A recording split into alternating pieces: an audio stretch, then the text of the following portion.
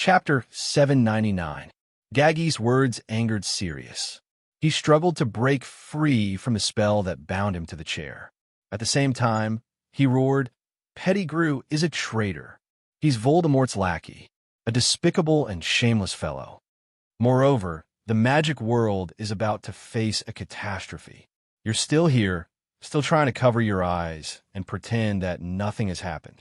But the Black Devil and his lackeys will let you know that's a big mistake. Wizards, be it the British or the other countries, Brazil, Bulgaria, France, Japan, they're all facing a hopeless threat. We're about to face perhaps the most terrifying and powerful Black Devil in history. I escaped from Azkaban, which he occupied, to tell you the truth. Voldemort was powerless against him. His soul was used to torture and conduct magic experiments. I saw it with my own eyes. I saw the inhumane former Black Devil begging bitterly in Azkaban's prison. He begged the new Black Devil King not to use his soul to conduct those terrifying experiments. The contents included nightmares and some very terrifying black magic. I saw him transform Voldemort's soul with the Black Devil King's, turning him into an evil spirit known as Hereti. Then he forced the evil and power in his body to give birth to a brand new evil soul, Hereti. I saw him stitch up the bodies of trolls, turning them into huge, mindless zombies under the illumination of a terrifying evil power.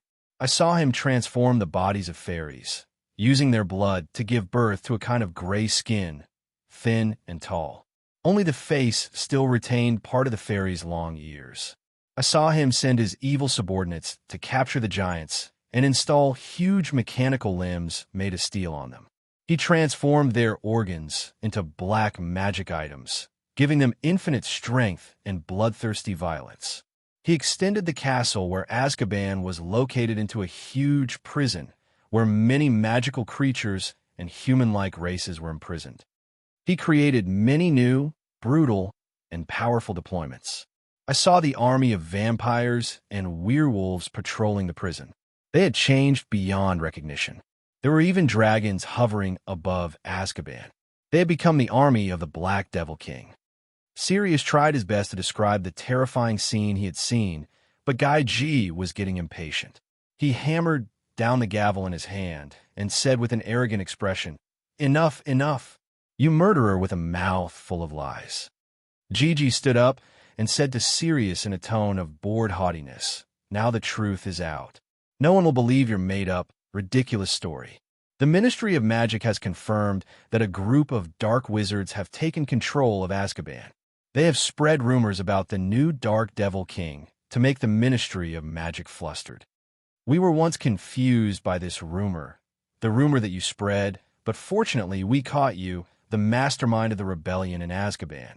You colluded with the Death Eaters who were loyal to the Unknowns and managed to escape the trial of the Ministry of Magic to create this sensational rebellion. Now that we've caught you, it means that we're not far from finding your hidden lair.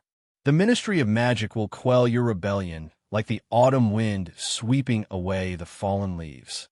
Sirius stared at him, his anger almost overflowing. The jury behind Foggy was also whispering. At this moment, Dumbledore cleared his throat, and the jury quieted down again.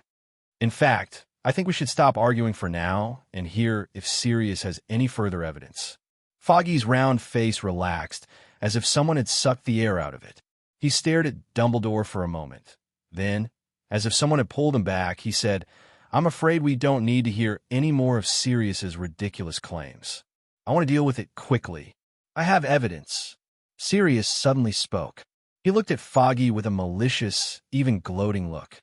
That fierce look was full of hostility, and he said with a mocking tone, "Just like Voldemort, this Black Devil King also put a curse on his name, and it's not a small one like Voldemort's. It's even more terrifying, a curse that even the Death Eaters fear. You just need to say that name to me, and the truth will be revealed." Foggy shouted, "Drag him away and put him on trial. He should have died long ago." Dumbledore wanted to get up to object, but Sirius stared at Foggy with anger and hatred in his eyes. "No trial. Foggy, I've never been put on trial. Not the last time I entered Azkaban. and I've already provided evidence. But you coward, say that name with me if you have the ability in the name of the Blake family. Sirius' expression twisted at the mention of the family name that was a disgrace to him. In the name of the last member of the Blake family, I swear that everything I say is true and reliable. The jury was in an uproar, and many people gasped when they heard that ancient family name. Foggy stomped his feet angrily. Everyone knows you the unfilial son of Blake. You have no sense of honor for that family at all. But when you sentence a Blake to death when he claims that he's a Blake, you have to take it seriously. Otherwise, you're insulting the Blake family name. Foggy was shocked and angry. Ridiculous. But out of respect for the law, I'll listen to your absurd remarks for now. He was a little uneasy and kept wiping the cold sweat from his forehead. The Blake family had many in-laws, and even he had to consider the consequences of rashly killing the last Blake. He could not give Sirius a chance to argue for himself. It would be bad for his career. Sirius happily uttered the name with absolute anger and courage. Morgoth. Without anyone noticing, the moon that suddenly appeared in the sky slowly turned blood red.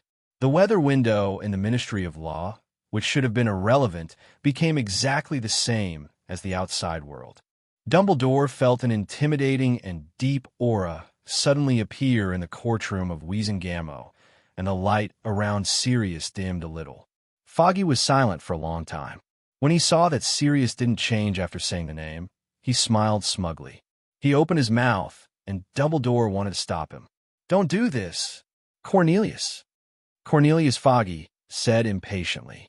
"It has to be done.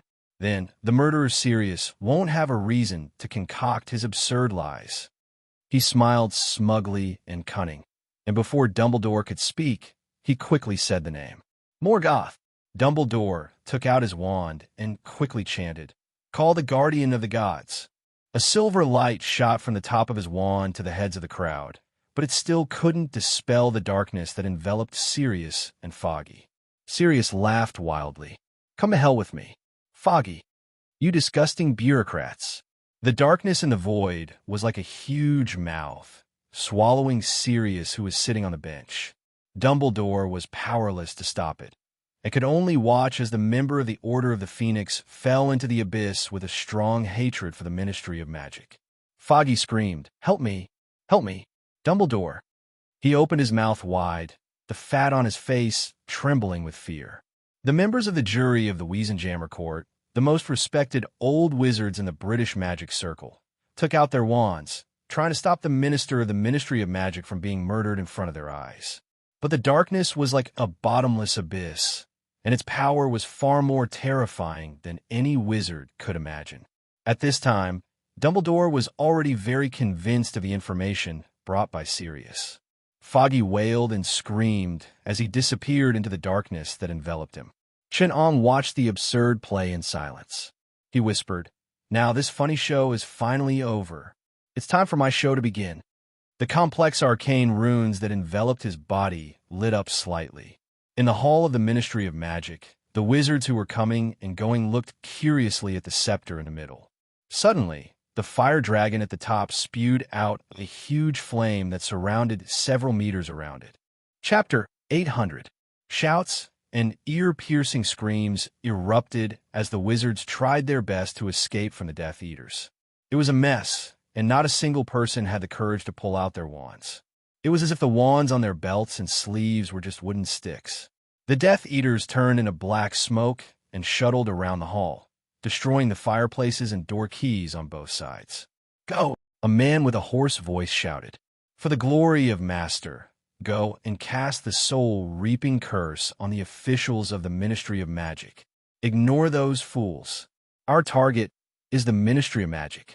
Right now, most of the Auror and important figures are on the 9th floor to participate in the trial of Sirius.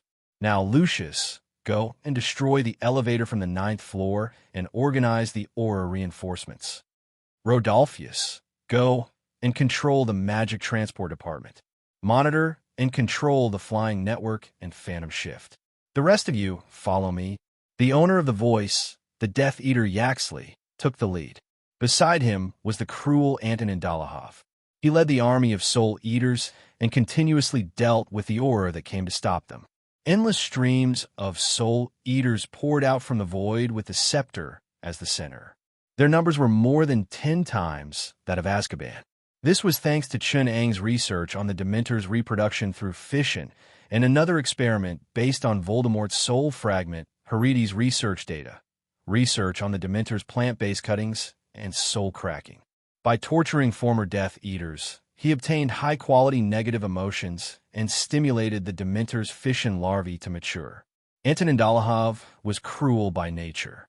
He was what Dumbledore had said, a Death Eater who was naturally cruel and attracted to a leader who could teach them a higher form of cruelty.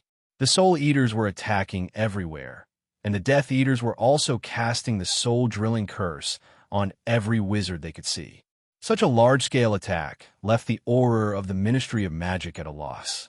They were unable to rescue the Magi who were attacked by the Soul Eaters, and it was also difficult for them to organize a large force to deal with the main force of the Death Eaters.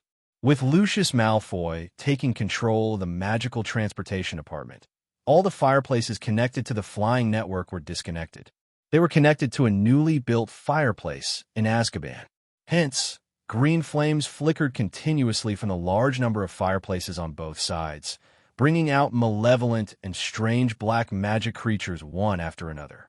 The vampire army merged with the Death Eater army, while the werewolves, giants, and evil spirits blocked the aura reinforcements. The central courtyard of the Ministry of Magic was the first to fall, and it became the transfer point for the Dark Army under Chun Ang's control. An endless stream of troops under Chun Ang's command were sent over from Azkaban. The Magic Sports Department on the upper level collapsed at the first touch, and the Magic Transportation Department on the 6th level was targeted by the Death Eaters led by Lucius. They took control of the surveillance spells of the Flying Network and Phantom Shift in the entire British magic world, and began to shut down the public fireplaces that the Auror needed to use when they received the Ministry of Magic's request for help. The International Magic Cooperation Department on the 5th level fell under the attack of the Soul Eaters in less than 10 minutes, and the Department of Magical Animals on the 4th level followed closely behind. It was controlled by the army of vampires and werewolves, but they bought time for the remaining Auror and officials of the Ministry of Magic. The Minister's Office and the Auror of the Magic Disaster Department all received the news and retreated to the 2nd level, the Magic Law Enforcement Department. Relying on this largest, most well-preserved, and strongest department, they resisted.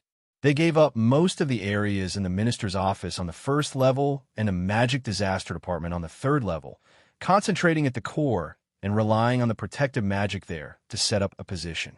But an important reason why they were still resisting stubbornly was that the main force of the Dark Army was mainly attacking the Department of Mystery Affairs on the 9th level and the Trial Room on the 10th level.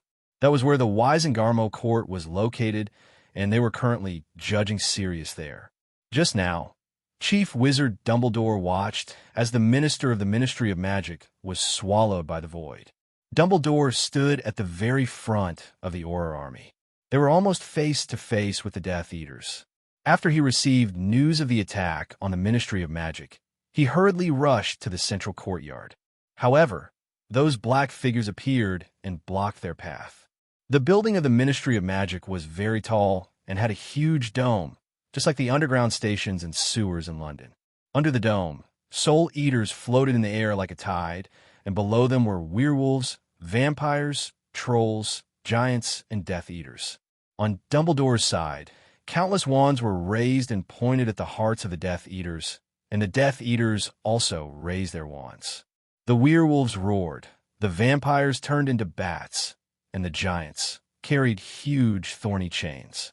Hagrid wailed as he saw the giants he was familiar with, his uncle. Huge chains pierced through the giants' shoulders into their bodies, and they held huge siege hammers with iron skulls embedded in their heads. Close the doors and windows.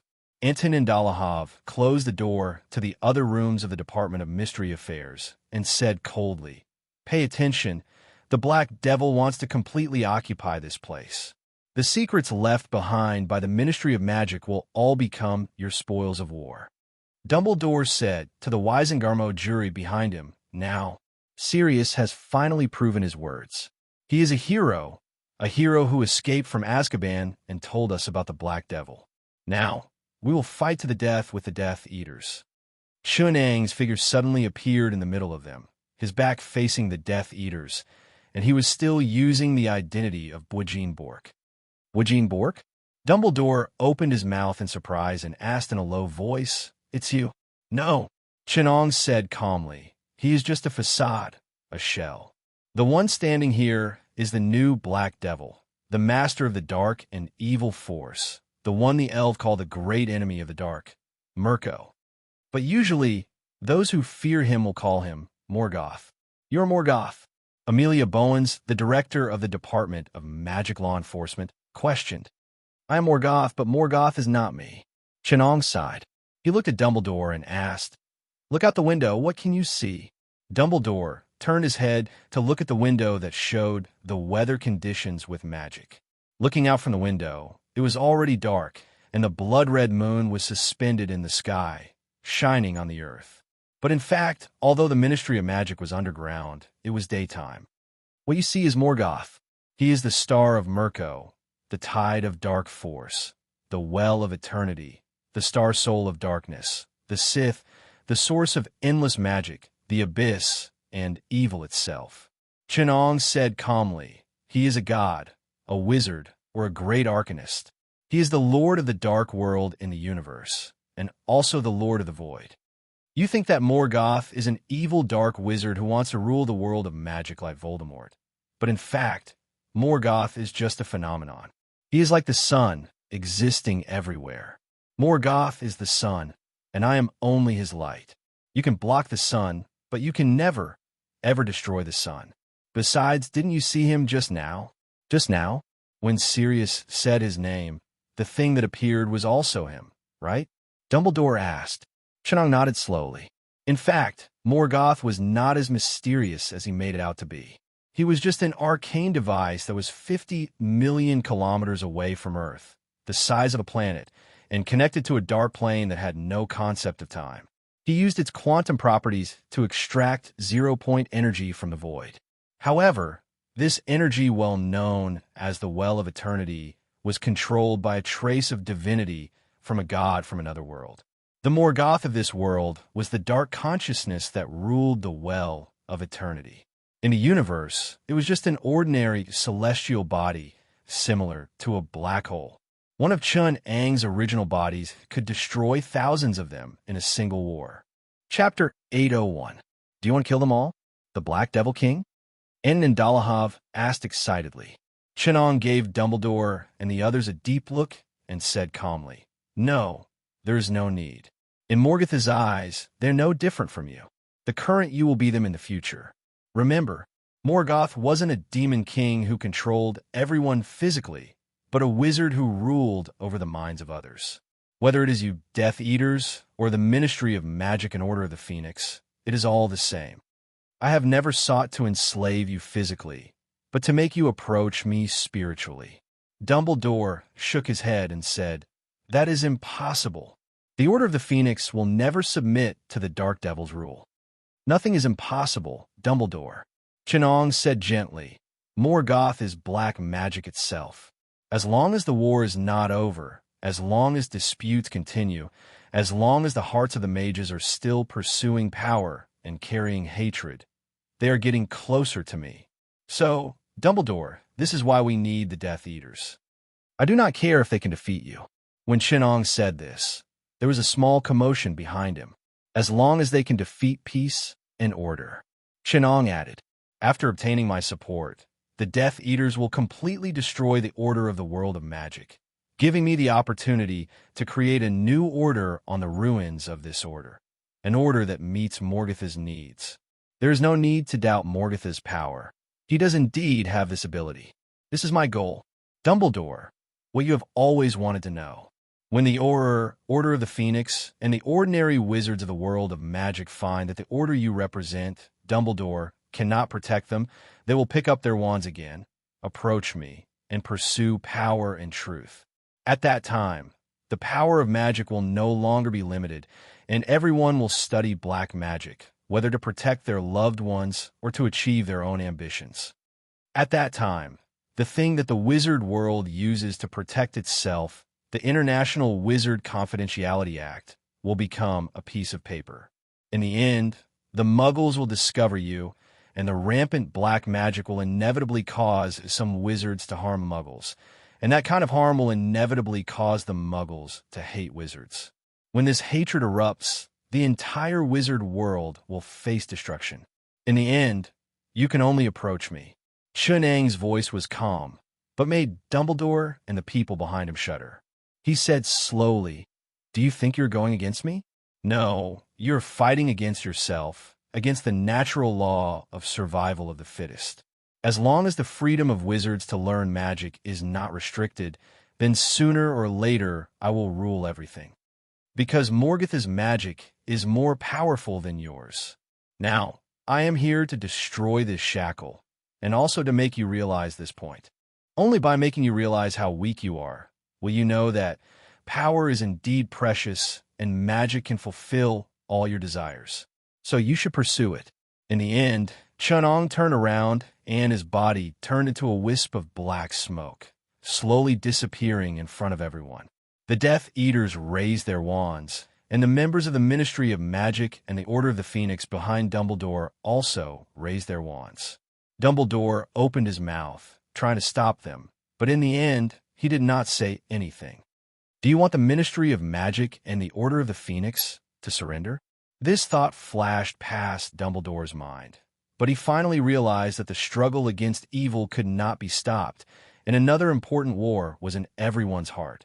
That was the struggle between good and evil, the struggle between desire and restraint. That was the war in everyone's heart. In this war, what he wanted to do was to let the Order of the Phoenix and the wizards of the magic world not learn from evil, but to win. He needed to unite the good wizards of this world and not destroy their own martial arts. Chunang looked at all this silently, and he said in a low voice, "It is easy to destroy the Nazis, but it is difficult to destroy the war. It is easy to destroy the Death Eaters, but it is impossible to destroy Morgoth. It is difficult for a ruling entity to last for a long time. Based on the experience on Earth, it can only last for 800 years at most, but a spiritual entity can often rule for a long time. This is what makes religion so terrifying. The uncivilized magic civilization has a pitiful chance of winning against the gods. A solid political entity can destroy its internal rotten parts and resist external threats, but its ability to resist the invasion of spiritual beliefs and ideology is very weak, unless it also has a mature set of ideology to resist. Morgoth represented the magic society Darwinism of unlimited magic, and everything is illusory, everything is permissible. This has a great impact on the democratic politics that the magic world learned from the Muggle society. Because the magic world is a world where power belongs to itself. Its ruling system does not match its actual situation. In the history of human civilization, the development of a democratic society, in addition to the fact that the power of the organization and system is far greater than the power of the unorganized, the progress of human spiritual civilization is also thanks to science. Only science, or the system of seeking knowledge known as arcane magic in a magic civilization, can resist the destruction of civilization by religion. The biggest weakness of the world of magic is that it does not have a system to fight against religion and ignorance. Therefore, its democracy has no foundation at all. Morgoth's experiment seems to be proving this point. Using social Darwinism to reselect the civilization form of the world of magic seems to have caused some interesting changes in the world of magic. Chunang recorded in his notebook that in the spacious hall of the Department of Mystery Affairs, the Death Eaters and the Ministry of Magic represented by Dumbledore engaged in a life-and-death battle.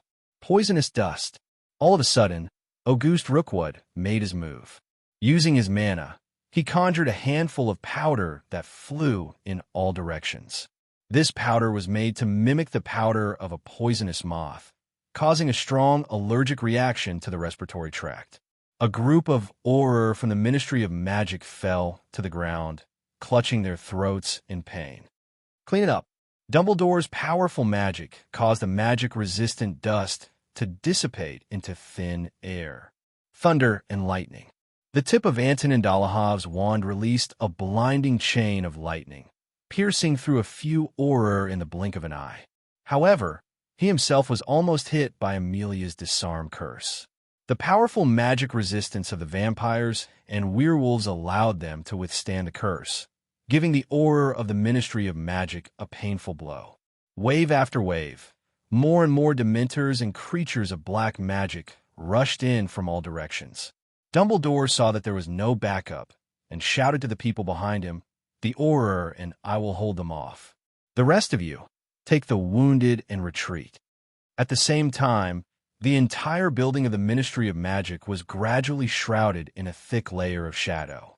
Dumbledore found that his surroundings seemed to be losing color, and the entire space seemed to be falling into a bottomless abyss.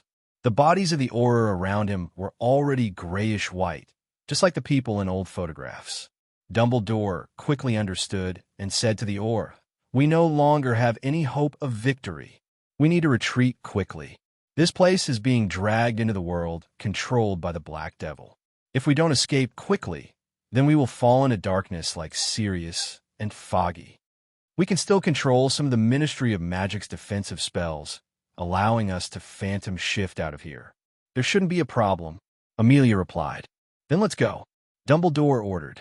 He stood at the back alone, facing the grinning Death Eaters. He switched to the Patronus. The Phoenix flew from behind and fused with the Patronus above his head. The Phoenix let out a loud cry, and intense flames and the silver-white energy of the Patronus forced the Death Eaters to retreat.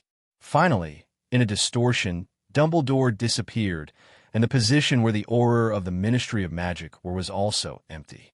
The Death Eaters looked at each other, and Antonin Dolohov vigilantly looked at the world that was gradually losing color and turning pale.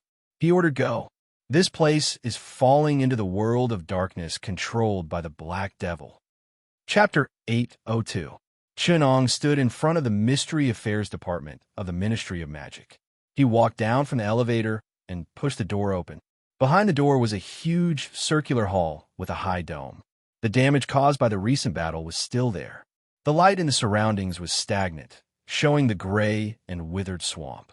The destruction and ruins caused by the battle were like a shadow in the river of time, or like a yellowed old photo recording that moment. Some of the Auror who could not retreat in time were forgotten here. Some of them opened their mouths, wanting to scream. Some had hideous expressions, and some had frozen expressions of fear before they died. However, they did not die, but were forgotten by time. This was the Well of Eternity, a transfer station to the Dark Plane that had no concept of time and space. If Chunong wanted to, he could make time flow in this place. This place was located in the gap between the real world and the dark planes, such as the spiritual world. It had very strange physical characteristics. The part of the Ministry of Magic that was devoured was only a drop in the bucket here. Chunong gently floated in the void in front of him, and the destruction caused by the battle returned to its original state as if time and space had been reversed. By the time the dust settled, everything had returned to its original state. The door, the ceiling, the tiles on the floor, everything was black.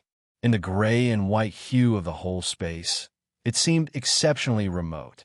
Some doors without handles were installed at intervals around the walls, and the walls were decorated with pale candlesticks that emitted a deathly white light.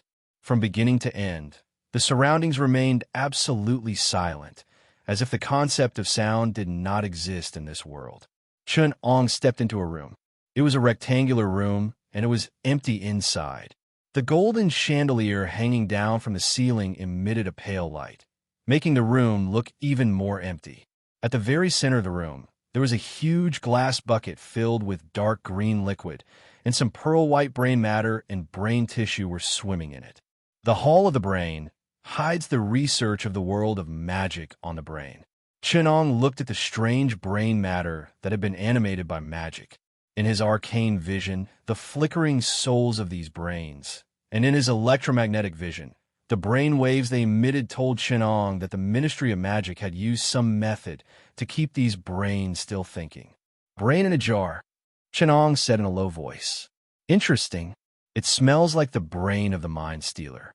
The scene reminded Chun-Ong of the favorite brain of the Sichuan hot pot. The white brain floated in the bright red pot, showing the unique taste of food of the foodie empire. It was an evil art that even the Mind Stealer would admire.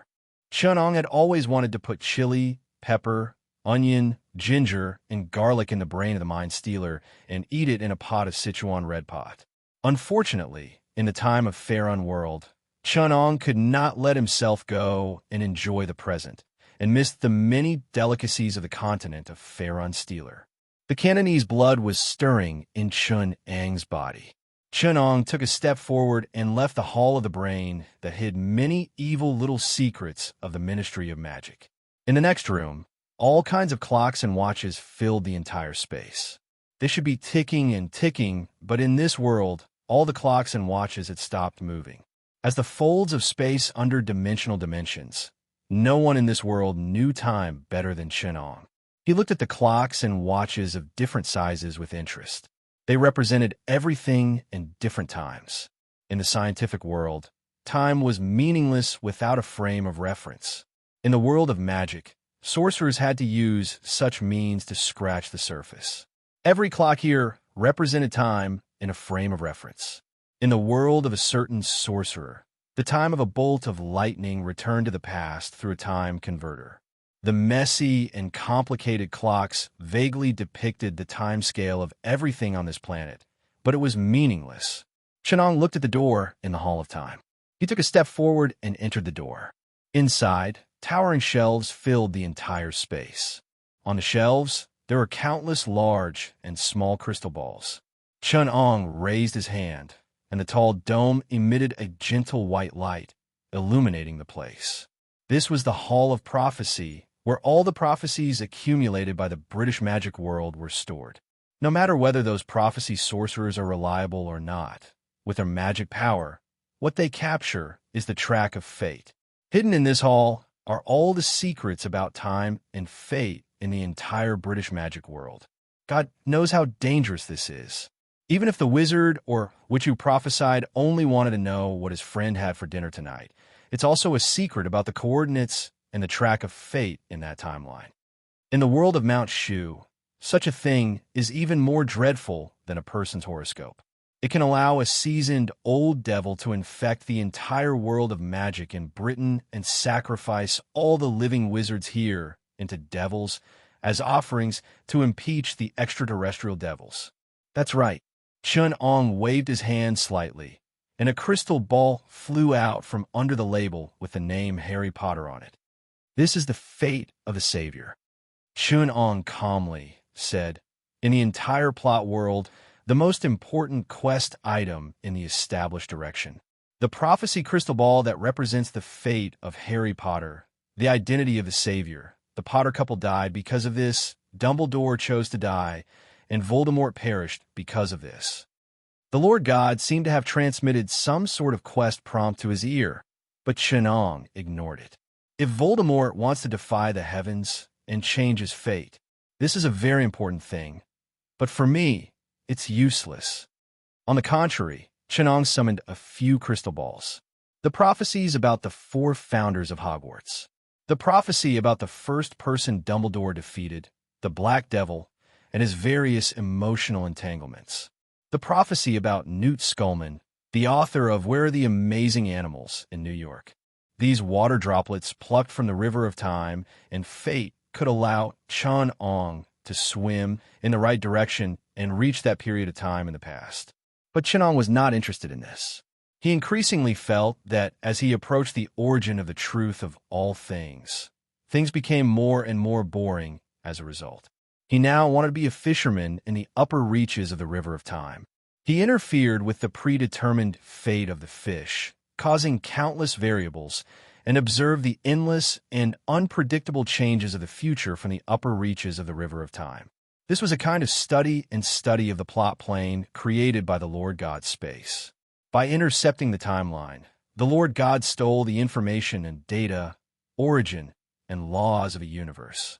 And through the study of the Lord God's ring of time, Chenong revealed the secrets of the Lord God himself and further secrets of the timeline.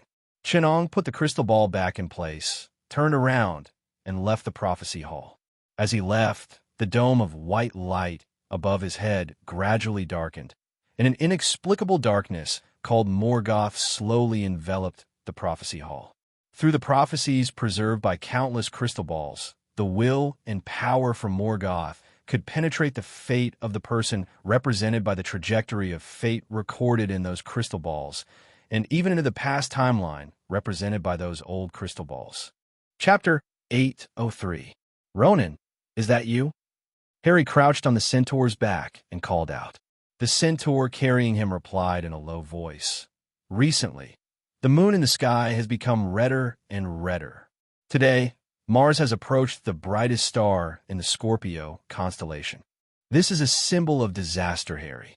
A disaster even greater than 12 years ago. You saved us, Ronan. Harry did not understand the strange astrology that centaurs believed in.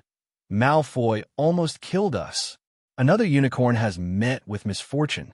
Harry's voice became deeper as he spoke. An unusual change has occurred to the moon.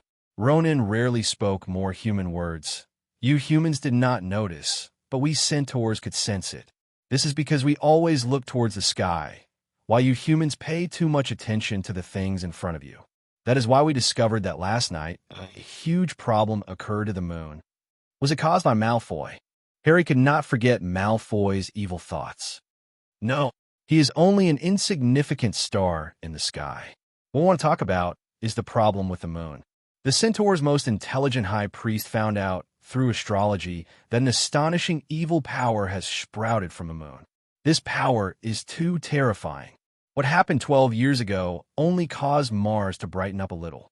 But today, the comet passed through the sun, and Mars guarded the heart. Harry saw Ronan turn his head. Hogwarts Castle was not far away. He said to Harry, "This is an unprecedented disaster. Some centaurs believe that this is a problem of you humans. But I believe that the stars tell us that no one can escape from this disaster. This makes us not dare to keep our mouths shut and not tell you the secret we learned from the stars. Let's go." Ronan bid farewell to Harry. "There's not much time left for you." Harry thought he was talking about Hogwarts breakfast because the sky was about to brighten, but he felt that it was not just that, because Ronan's face carried a complicated expression. "Harry, let's go. If the professor catches us, we're done for," Ron said in a panic. Hermione also held Harry's hand and bid farewell to the centaur. By the time they returned to Hogwarts, the sky was already beginning to brighten. Harry suddenly turned his head to the other two and said, "We can't just go back like this. What happened today? We must tell Dumbledore and the professors. Malfoy has gone mad. He's learning terrifying black magic and even killed a unicorn. Are you crazy? That'll get us all fired." Ron couldn't believe it. Was this the same Harry who had been messing around with him? Harry's right. Hermione agreed with Harry. Malfoy's behavior is very dangerous and has crossed the line. We should do our best to stop it. In Ron's opinion, they won't believe it. Complaining, Harry dragged them to the headmaster's office.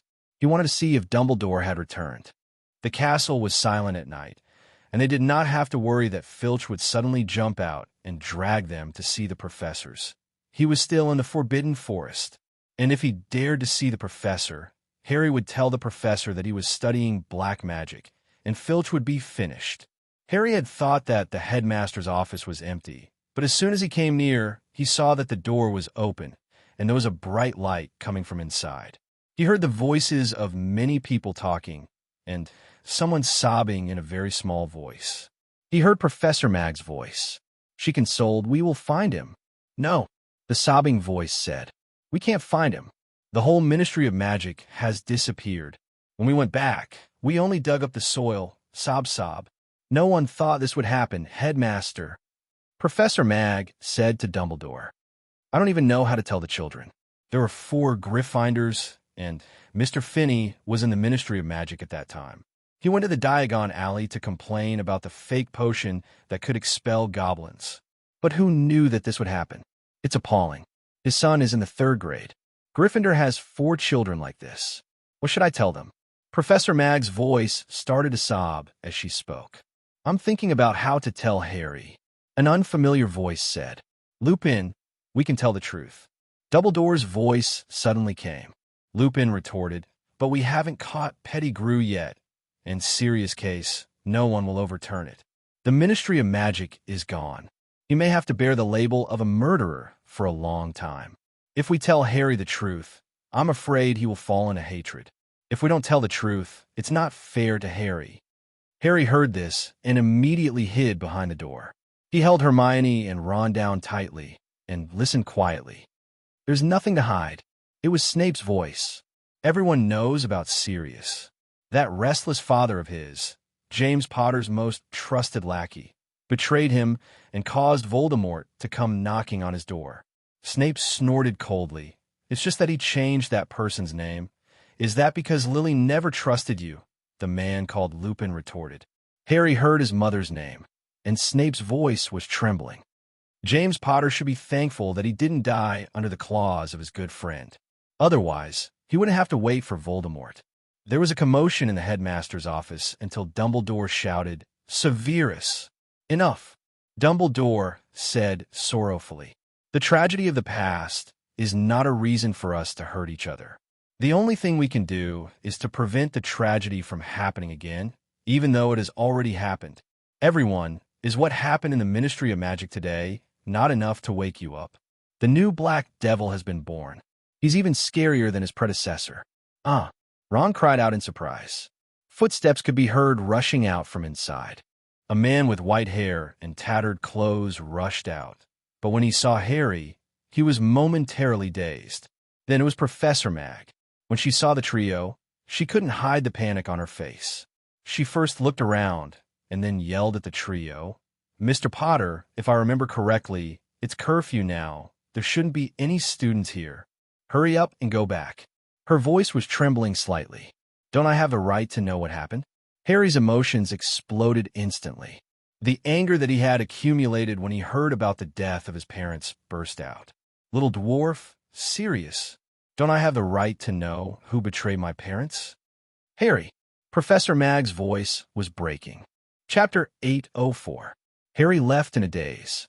That night, the battle at the Ministry of Magic caused a ruckus in the whole of Hogwarts. The Daily Prophet even used the headline, The Destruction of the Ministry of Magic, along with a photo of Dumbledore leading the Auror escaping from the Ministry of Magic in a sorry state to report this sensational news. In the photo, the Auror looked at the camera in despair. Dumbledore's eyes were tired, and he looked abnormally old. Most wizards who read the Daily Prophet thought that Dumbledore was already old.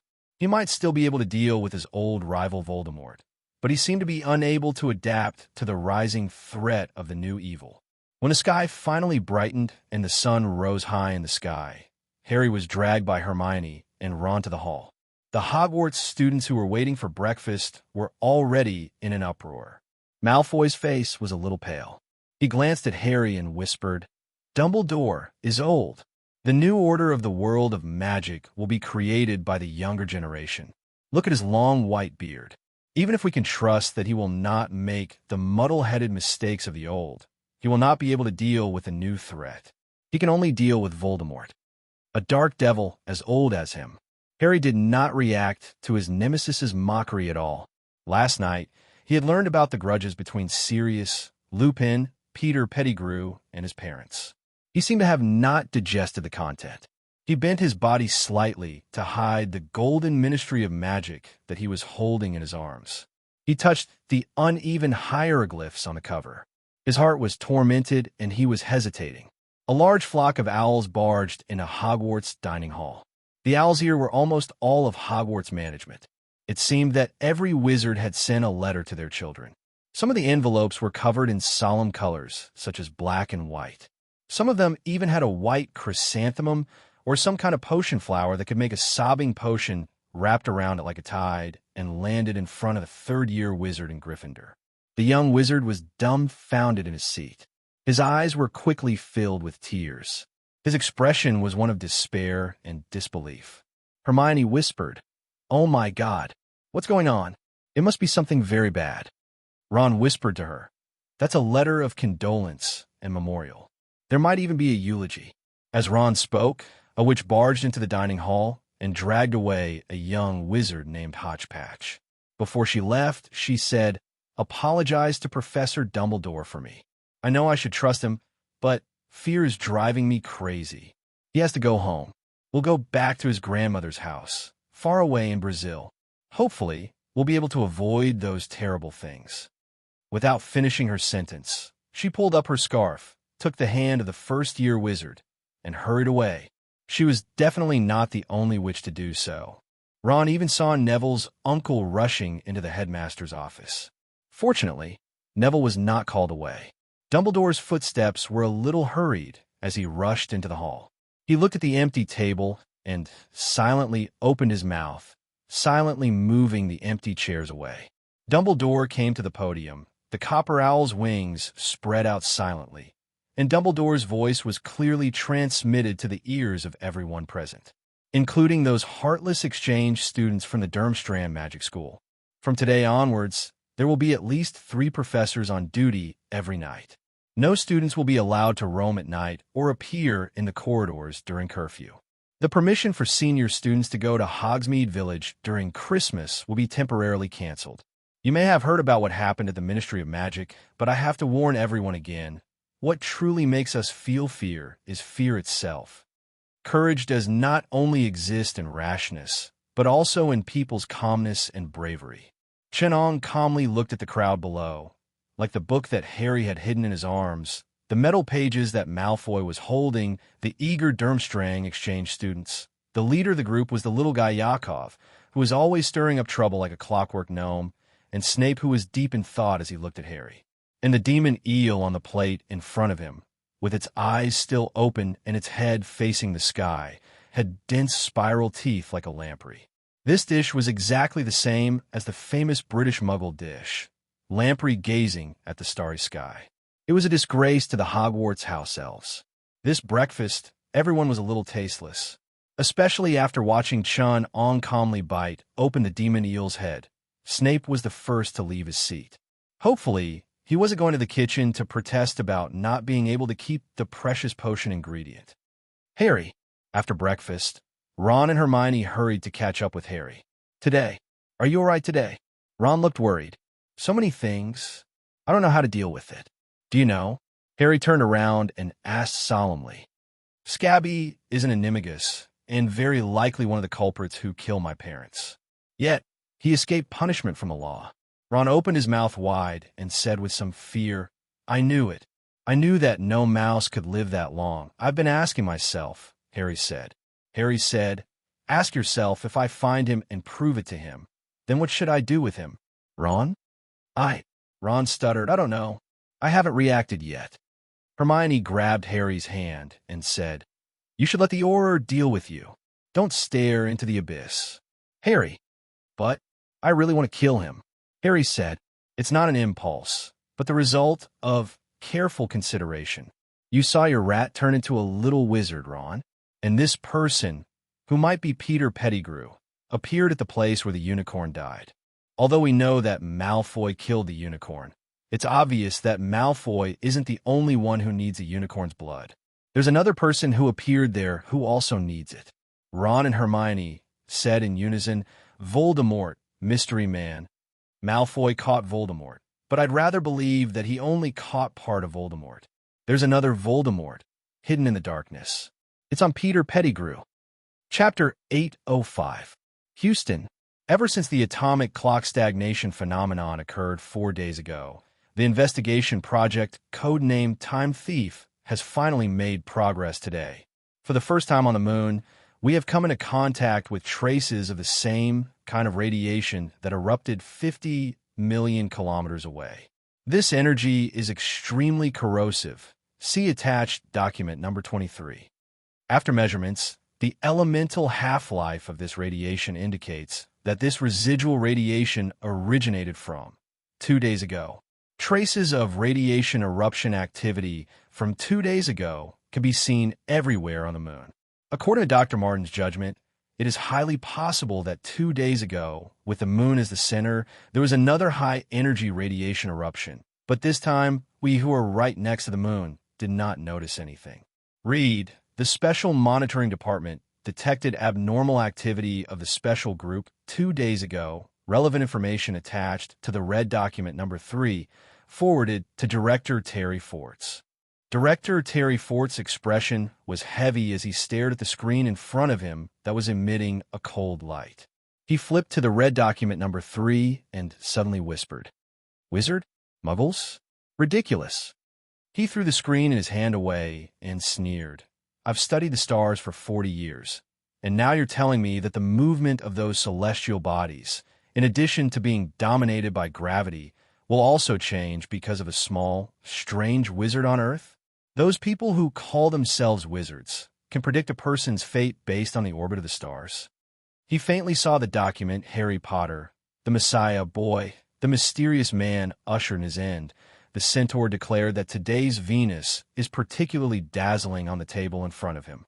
"So you want to tell me that the Venus perihelion phenomenon 11 years ago was because a newborn boy defeated the great demon king of the wizard world? Or you want to tell me that you can turn the table in front of me into a cat?" Director Terry Forts snapped at the president's envoy, who was sitting in front of him with a face full of embarrassment. The president's envoy was also very helpless. At this time, a man in black standing behind him suddenly pulled out a small wooden stick from his pocket. He then mumbled something and swung it forcefully. The oak desk in front of Director Terry Forts disappeared like a sapling in a Category 9 gale. A leopard cat with wood-colored fur and an honest face lay in front of Director Terry Forts, looking at the Dragon Lee cat swinging its tail and spinning. Director Terry Fort's expression was wooden. He picked up the documents and pen on the ground and quietly sat back in his chair. He took out a small notebook from his shirt pocket and asked with a pen in it, "What did you just say? Can you say it again?" "That's how you are. You only believe what is in front of you," the man in black said coldly. Terry Forts didn't seem to hear the ridicule. He was seriously reading the documents brought by the president's envoy again. He saw attached document number 23. "I saw a lot of newly formed crystals in these caves. They're about the size of a cave group and at least a dozen kilometers deep. It's unbelievable. These large clusters of crystal prisms were only dry, desolate lunar soil 2 days ago. The new energy crystals look blue, but the instruments tell us that they are actually colorless. The blue color is just the new radiation that is emitted by cosmic rays. These crystals are produced from the large-scale radiation that occurred 2 days ago. That kind of energy shows an energy characteristic that we are almost completely unfamiliar with. It has a strong ability to interfere with matter, but it seems that this ability can be displayed or not at will. The energy should be a kind of dark energy. In its inert state, it almost doesn't react with any matter. But after it is activated, it seems to show any physical characteristics. We used the crystals to test and found that this radiation can be converted into almost any energy we know: electricity, kinetic energy, heat energy, magnetic energy, laser energy, and radiation energy. This is simply a kind of magic. This kind of energy is one of the mediums for the transition from inert to active energy. It turns out that this is human mental activity. The complex brain activity that forms the human spirit has such a magical characteristic. Human brain activity seems to have an indescribable, mysterious connection with that kind of radiation. Dr. Martin believes that this hidden and unknown energy is a special kind of dark energy that can be activated by human mental activity. It is related to some mysterious secrets of the human body and spirit, such as dream, meditation, chi, magic, and even soul. Director Terry Forts flipped to the end of the document, but there was only one sentence at the end. Dr. Martin decided to name this radiation psionic energy according to its characteristics. The Latin name is... What's the rest of the document? Terry Forts asked as he picked up the document. You can only see up to here. The rest is more important state secrets, the special envoy explained. The presidential envoy explained, but Terry Forts did not back down. If the president wants NASA to investigate what happened in outer space, we can't be left in the dark about the information sent back by the Earth Watchman that landed on the moon the day before yesterday. The special envoy looked at the stubborn director Terry Forts and knew that if he didn't say something, the military-born veteran wouldn't let him go. He said helplessly, "Okay, I can only reveal some general information, what you know. During the research on the psionic crystal, there was a very serious accident. 3 of the 7 crew members died, including the leader of the scientific expedition, Dr. Martin. Now the president is organizing a rescue. Psionic energy is very dangerous. It is a kind of energy that involves the human spirit in God's forbidden zone. All experimental safety facilities should take this into account and monitor the psychological and mental state of the researchers in real time. If there is any abnormality, it must be dealt with decisively," the special envoy warned solemnly. Then, Director Terry Forts insisted, "I asked NASA to take over the Earth Watcher again." The special envoy's face changed. "That's impossible." Terry Forts considered for a moment and then took a step back.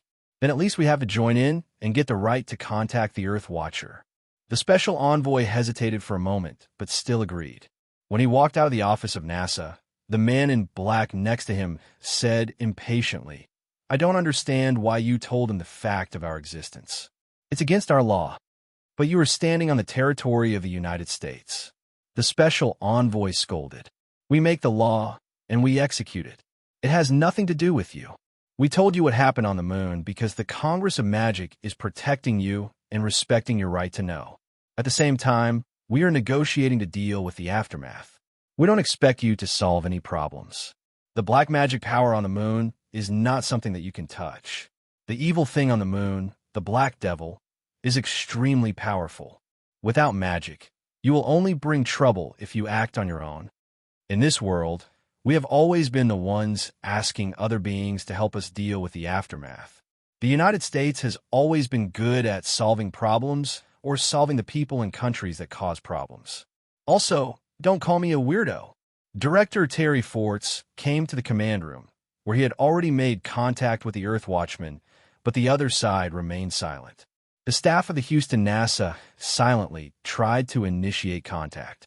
The atmosphere of the scene was very tense, and it was so quiet that one could hear a pin drop. At this time, the command room suddenly received a signal from Dr. Martin, which meant that the signal came from Dr. Martin's personal communication device. The staff of the Houston base were immediately excited. Someone shouted, "Received Dr. Martin's signal." The correspondent was confused. "But the signal is not encrypted by us. It seems to be Morse code. Dr. Martin is sending the signal in plain code so that the whole Earth can know what he is saying." "Oh my God," someone exclaimed. "Can you block the signal from us?" "No, the signal is a broadcast. We can't interfere with the signal from the Earth Watcher." "Hurry up and translate it," someone urged. However, Director Terry Forts had already begun to read the message silently. As a former elite in the military, Morse code was like another mother tongue for him. Director Terry Forts read the message from the dead Dr. Martin. "Danger. Leave the moon. Don't come back. Don't come back. Don't study. Don't explore." Chapter 806. Harry's behavior during the day made his 2 friends very worried. Ron followed him for the whole afternoon, worried that he would do something terrible. However, after Harry swore to kill Pettigrew, he seemed to have forgotten about it and behaved normally. After Ron fell asleep, Harry, who was lying on the bed next to him, suddenly opened his eyes. He stood in front of the window and looked at the moonlight outside. He was a little hesitant. Ron, who was lying on the bed next to him, was mumbling something that no one could hear. "Sorry, my friend," Harry said in a low voice, "but there are some things that I have to do alone." He took the golden book of sun from under his pillow, put on the invisibility cloak, and left the dormitory. The sound of footsteps on the empty corridor led to the outside of Gryffindor's lounge. The portrait of the fat woman was dozing off. She seemed to hear a low voice chanting something, but she only saw a white shadow rapidly fading away. Harry easily passed through the door of Gryffindor's lounge under the spiritual world. He quietly felt his way to Filch's office. When we were students, we once made a very amazing magic tool. This was made by James using the curse of Hogwarts Castle to bypass part of the anti-magic spell of Hogwarts. He fixed the tracing curse on the map. Every student of Hogwarts has a special contract with this great magic school. The sorting hat is a very important part of it. When the students are assigned to different schools by the sorting hat, they will form a mysterious contract with this castle. When the professors receive the letter of appointment, they will also sign it to confirm their relationship with Hogwarts. There are many mysterious places in this castle. All the wizards who have not signed a contract will be suppressed in some aspects. The wizards who have signed a contract can be monitored by Hogwarts Castle, such as their location. This magic tool is made based on this. It can monitor the movements of the wizards in Hogwarts Castle. James didn't say how he did it, but I'm guessing he found the key items left behind by the previous headmasters. As headmasters, they have a right to use these contracts to bypass the anti-tracking spell on Hogwarts Castle. We injected our thoughts and memories into this magic map to escape from the school's gatekeeper. We wandered around at night. On the map, I was called Moonface, Sirius was called Bigfoot, and your father, James, he was called Prongs, and Peter Pettigrew was called Wormtail. The origin of these nicknames is related to our animagus transformation. In order to alleviate my lycanthropus, James and the others taught themselves animagus. Sirius is a big black dog, so he's called Bigfoot. James is a deer, and Peter Pettigrew is a mouse. You have to know, Potter, that everyone's animagus is related to their character, lineage, and even fate. We didn't notice it at the time because Peter Pettigrew was too weak and timid. He was like a little brother following behind James. On the night your father died, I realized that there was a traitor among us. He had sided with Voldemort, but I don't believe it was Sirius. Listen to me, no one is more loyal than him. That's why he's a big black dog. And the dead Peter Pettigrew. Animagus is a mouse wizard. Although it's not that we can't trust him, there's betrayal hidden in their souls. When I saw the picture of the mouse on your friend's shoulder, I was even more certain of my judgment. Pettigrew didn't die, and he's been staying by your side recently. I can't tell you what the truth is. It's up to you to investigate and judge for yourself. The Marauder's map left by James can help you. As long as Pettigrew is still hiding in Hogwarts, he won't be able to escape the map surveillance. But you have to be careful. When Pettigrew appears on the map, he'll be shown as Wormtail. The map can't be deciphered by ordinary reveal spells. You need to raise your wand and say to the map, I solemnly swear that I've done nothing good. After you use it, just say, prank completed. When James was about to graduate, he was caught by Filch once, and the Marauder's map was confiscated. It should be in his office now. Harry gradually approached the door of Filch's office. In his spiritual vision, he could see a ripple of black water behind the door. A suction force came from behind the door. Harry was a little surprised. This was the first time he had seen something that could affect this spiritual realm from the material world. As he walked through the office, he heard Filch's voice. Master, Harry Potter didn't say anything to Dumbledore. The professor's reactions are all normal. The news from the Ministry of Magic is also true. There was indeed a terrifying dark wizard who destroyed the entire Ministry of Magic, causing the Auror to be like stray dogs. Well done, Filch. Harry could clearly tell that this was Malfoy's voice. In the spirit world vision, Malfoy was like a distorted shadow, with a thick shadow like that of a black dragon in the center, wrapped in a transparent, glass-like light. Harry wanted to see this distorted shadow clearly, so he borrowed the power of the Solar Gold Sutra. Malfoy's essence was like a fleeting glimpse. It was a young dragon that was withering, holding a black magic book in its hand. Who's there? Malfoy suddenly became alert. He looked around suspiciously. No one, Master. Under your isolation spell, no one can sneak in, not even Harry with the cloak of invisibility. Filch replied carefully. I can't stay here for too long, Malfoy said with suspicion. He didn't want to say anything else. Be careful, Filch. With that, he turned into a wisp of black smoke and left. It really is the Black Codex of the undead. Harry could already tell. He looked in the direction where Malfoy had disappeared for a while. Only then did Harry come back to his senses.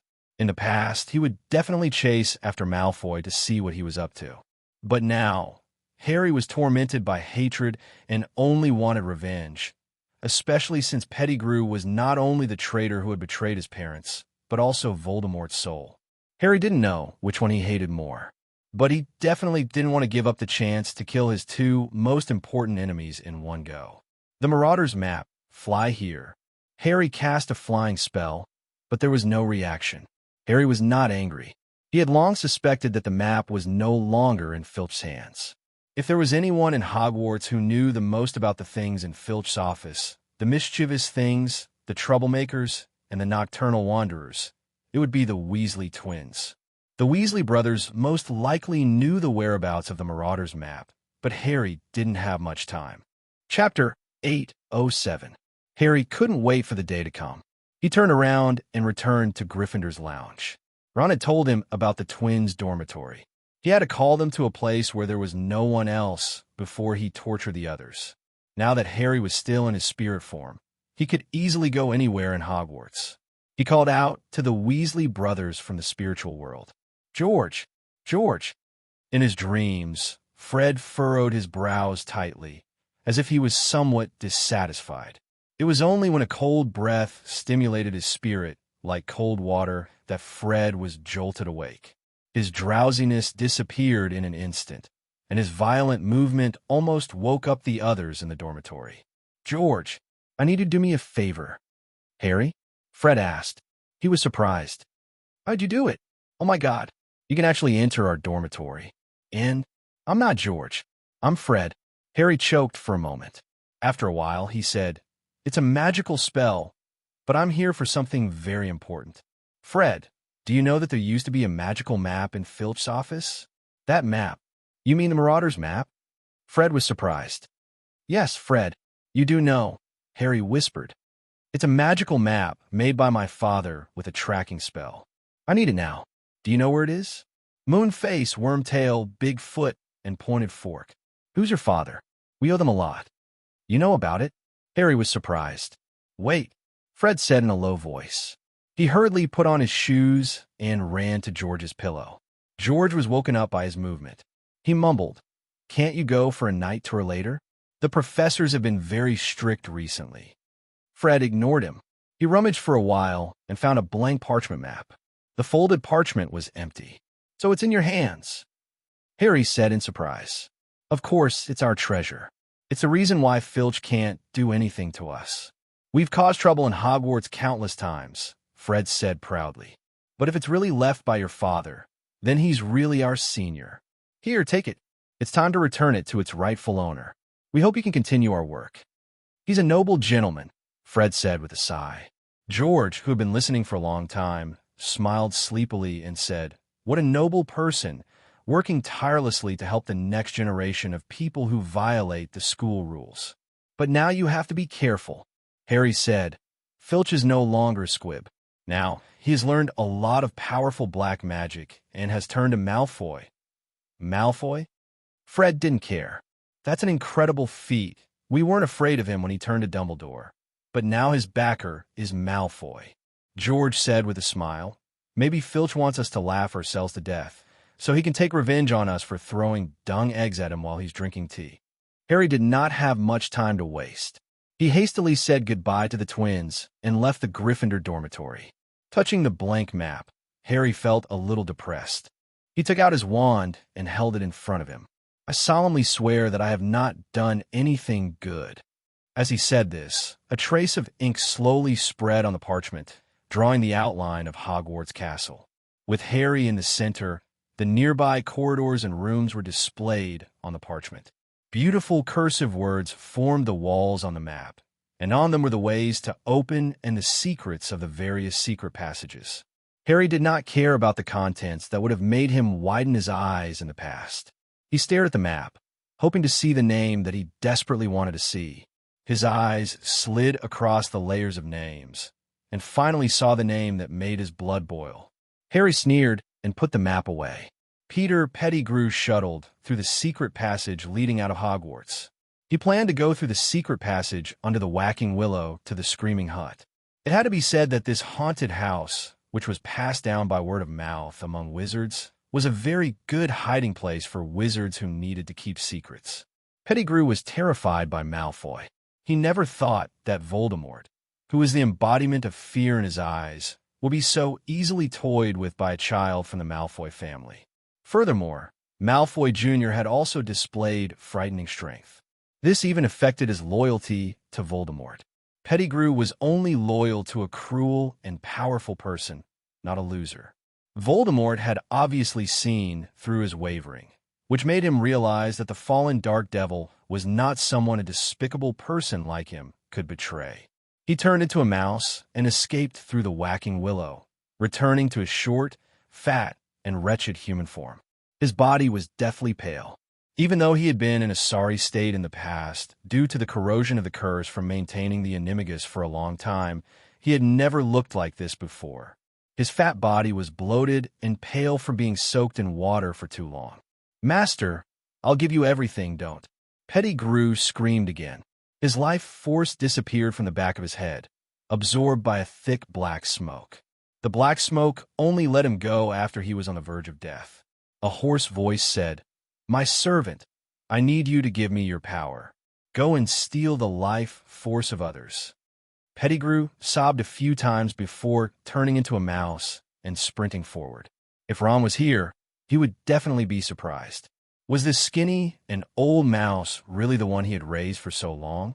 Pettigrew flew out of the secret passage and returned to his human form. The shrieking shack was desolate and old. There was no sign of human presence, as if no one had been here for a long time. Peter was very nervous. He looked around and whispered to Voldemort, "My lord, this is the shrieking shack. People say it's haunted, but they don't know it's just Dumbledore's trick. He took in a werewolf to study in Hogwarts, and every full moon, he would return here and turn into a werewolf. Snape was tricked into this shack and almost died. And the one who encouraged him was that idiot Sirius. But in reality, I was the one who encouraged him." Peter snickered disgustingly like a mouse.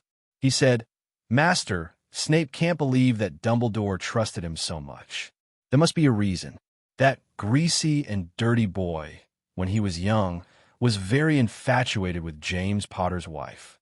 They used to be very close. But later, James fell in love with Lily at first sight. So he started to play tricks on Snape. Who would like someone who was humiliated by others and was embarrassed every day? So Lily gradually distanced herself from Snape.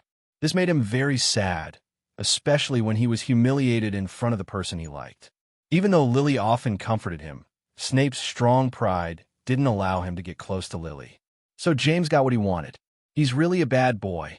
Looks like our Professor Dumbledore wasn't as responsible as he claimed." Voldemort sneered, probably because James was his favorite student. "When I was in Hogwarts, I didn't do such a thing to the weak. On the contrary, they sought refuge from me. Many of them, including Snape, were very talented but oppressed. I sheltered them. They all became my loyal subordinates. I know these things. Snape told me before. He said that he used to love Lily very much, but when he was being bullied and pursued power, learning black magic, Lily didn't understand.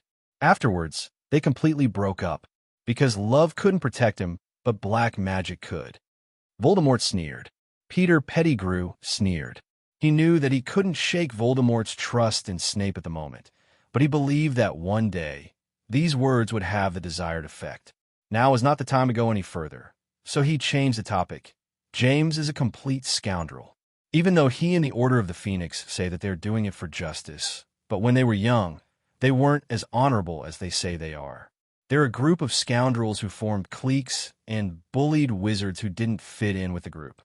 James thought that I admired him and willingly followed behind them like a servant. But he didn't know that I only joined them because I was afraid of being bullied and pushed aside by them. I know them, Lupin, Sirius, and Potter. They don't think highly of me. In their eyes, I was always the yes man. Of course, they also paid the price for it."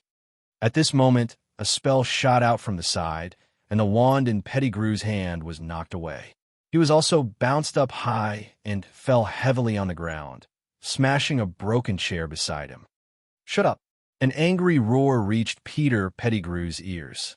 Chapter 808. "Shut up!"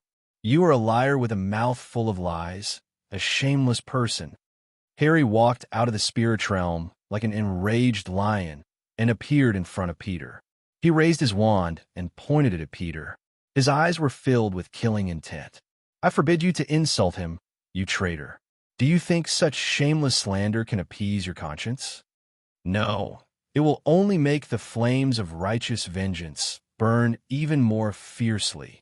Harry's eyes were filled with hatred. You killed my parents, you, and the mastermind behind you. I'm glad I can catch all of you. I will not let you die so easily. People will pay for what they have done. Slander? Pettigrew did not beg for mercy. He laughed. No slander, Harry, no slander. I will not slander your arrogant and disgusting father. People will always pay for what they have done. So, James died in the hands of the dark devil. If you believe that your father is kind and righteous, why don't you steal his soul for me to see? Harry calmed down and revealed a mocking smile. You want me to steal your soul? Are you hoping that the mysterious person behind your head can turn the tables under the soul-snatching curse? You want him to take the opportunity to enter my mind and use his memories of murder, hatred, and terror to defeat me, right? Heart-burrowing curse. The heart-burrowing curse hit Pettigrew, causing him to roll on the ground in pain. Peter shouted, "Well done, Harry, well done. We did not learn the unforgivable curse when we were in second grade. You will become the new Dark Devil. Harry, you have the potential because you have a part of Lord Voldemort's soul. You're not only the son of James and Lily, but also the son of Lord Voldemort, his soul vessel. Heart-burrowing curse." Harry angrily cast the heart-burrowing curse again. "Lord Voldemort and I are irreconcilable. I will kill him. I will make him disappear from this world forever. Then kill yourself first." Pettigrew shouted. "Can't you feel it? Your scar is hurting.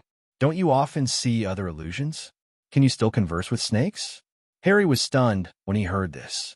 Peter Pettigrew took the opportunity to say, "Do you still not understand?" Serpentine was the symbol of the Dark Devil King. It was an ability possessed by his bloodline. It came from the great bloodline of Slytherin. Your scar is not only a memento that the Black Devil King left for you, but is also his imprint and carries the imprint of his soul. You grew up under the influence of the Black Devil King's evil and powerful soul. You were born to be a devil. Even if all the souls of the Black Devil King are dead, he can be resurrected in your body. Harry touched the wound that was throbbing in pain. A wave of dizziness caused his consciousness to blur. Vaguely, he saw a blurry gray image in front of him. In the image, there was a familiar figure standing in front of him. As the camera swayed back and forth, Harry saw the figure clearly. It was himself, holding his wand in a daze. He saw the thrower raise his hand, wanting to do something to him, who was in a daze. He quickly snapped out of it and cast a heart-piercing curse. The dwarf cried out in pain, and the magic that he had secretly prepared could no longer be released. Harry was in great pain. He suppressed his roar and roared, "I'll kill you." Dwarf seemed to be fearless in the face of danger. He growled, "Then come. I died, but so did you. The only one who survived was Voldemort. When you kill me, you will also kill yourself, the kind version of yourself. You will become the person you hate the most. Voldemort will resurrect in your body. Come, kill me." Dwarf keenly caught a trace of wavering in Harry's eyes. He pressed on, "You don't understand your father, Harry. The people around you beautify him too well. But in reality, Snape can testify that he is a bad boy from head to toe. He bullied and humiliated his loner classmates. He made them play nasty jokes and pranks on them. He can torture and humiliate your mother because he likes her. Snape, who has the best relationship with your mother and loves her, causing him to lose face in front of your mother. How do you think Snape treats you? He humiliates and ridicules you. But it's not even 1/100th of what your father did to him. And to someone like Snape, it's just a coincidence. You should understand this feeling." Pettigrew's voice became bewitching. His words reminded Harry of his cousin Dolly. In elementary school, Dolly had led a group of people to hurl insults at him, tear up his books and textbooks, and tear up his school uniform. He's not a good person. It's true that the professors like him because he's excellent in his work The students like him because he's passionate, he has a few loyal friends, and he's the ball seeker for the Quidditch team. But for some people, he's also a nightmare. Do you know that in this room, Snape was almost killed by his friend, the Lupin you might know? And the reason was a prank played by your father and his friends. They threw those unsociable little wizards onto trees and pulled out their underwear, letting the person they liked see this scene. Snape once wanted to commit suicide. The reason why he threw himself into the arms of the Dark Devil was because he wanted to obtain power to punish that naughty father of yours, or to not be bullied by him. He succeeded. James fought back and forth with him, but with the help of a few of his friends, James always had the upper hand. However, he also failed. Lily was completely disappointed in him and left him. I dare say that when James died, Snape didn't have any sorrow or regret in his heart. If there was, it was for Lily. Your father, in a way, is a demon, Dwarf said, and he has no apologies towards Snape. He has no remorse for what he did. He's such a villain. Even when Snape was about to die, he was only afraid that the school would expel him. He saved Snape so that he wouldn't be expelled. That's only your side of the story, Harry said with a trembling voice, a lie that a traitor wants to absolve himself. Why don't you use soul search? Look at my memory. Pettigrew sneered. I'm not a traitor because I've never been loyal to your father. I'm just a weak, chubby little sorcerer who fawned over your scumbag father so that he wouldn't bully me. Naturally, when he can no longer protect me, I'll turn to someone stronger. I've always done this. How is this betrayal? In my eyes, there's no difference between your father and Voldemort. One is a demon in the school, and the other is the Dark Devil of the magic world. They're doing the same thing. Moreover, the Dark Devil didn't bully the isolated wizards in the school. In this aspect, he's even more frank than your father. The Dark Devil waved his magic wand towards the powerful order of the magic world. Your father relied on the Order of Hogwarts to bully the weak, while Dumbledore represented Hogwarts and turned a blind eye. That's why Snape relied on the Dark Devil. In his eyes, the Dark Devil might be more straightforward than Hogwarts. Wake up. Harry, you have that scum's blood and Voldemort's soul in your body. You're destined to become a dark wizard. Go to hell. The concept in Harry's mind was strongly impacted. He originally came to kill Pettigrew with a heart of justice, but now he connected the bullying he received at Dolly's house with Pettigrew's words. The appearance of his father in his memory overlapped with that of Dolly, who took the lead in bullying him, and his fragile worldview collapsed. He raised his magic wand.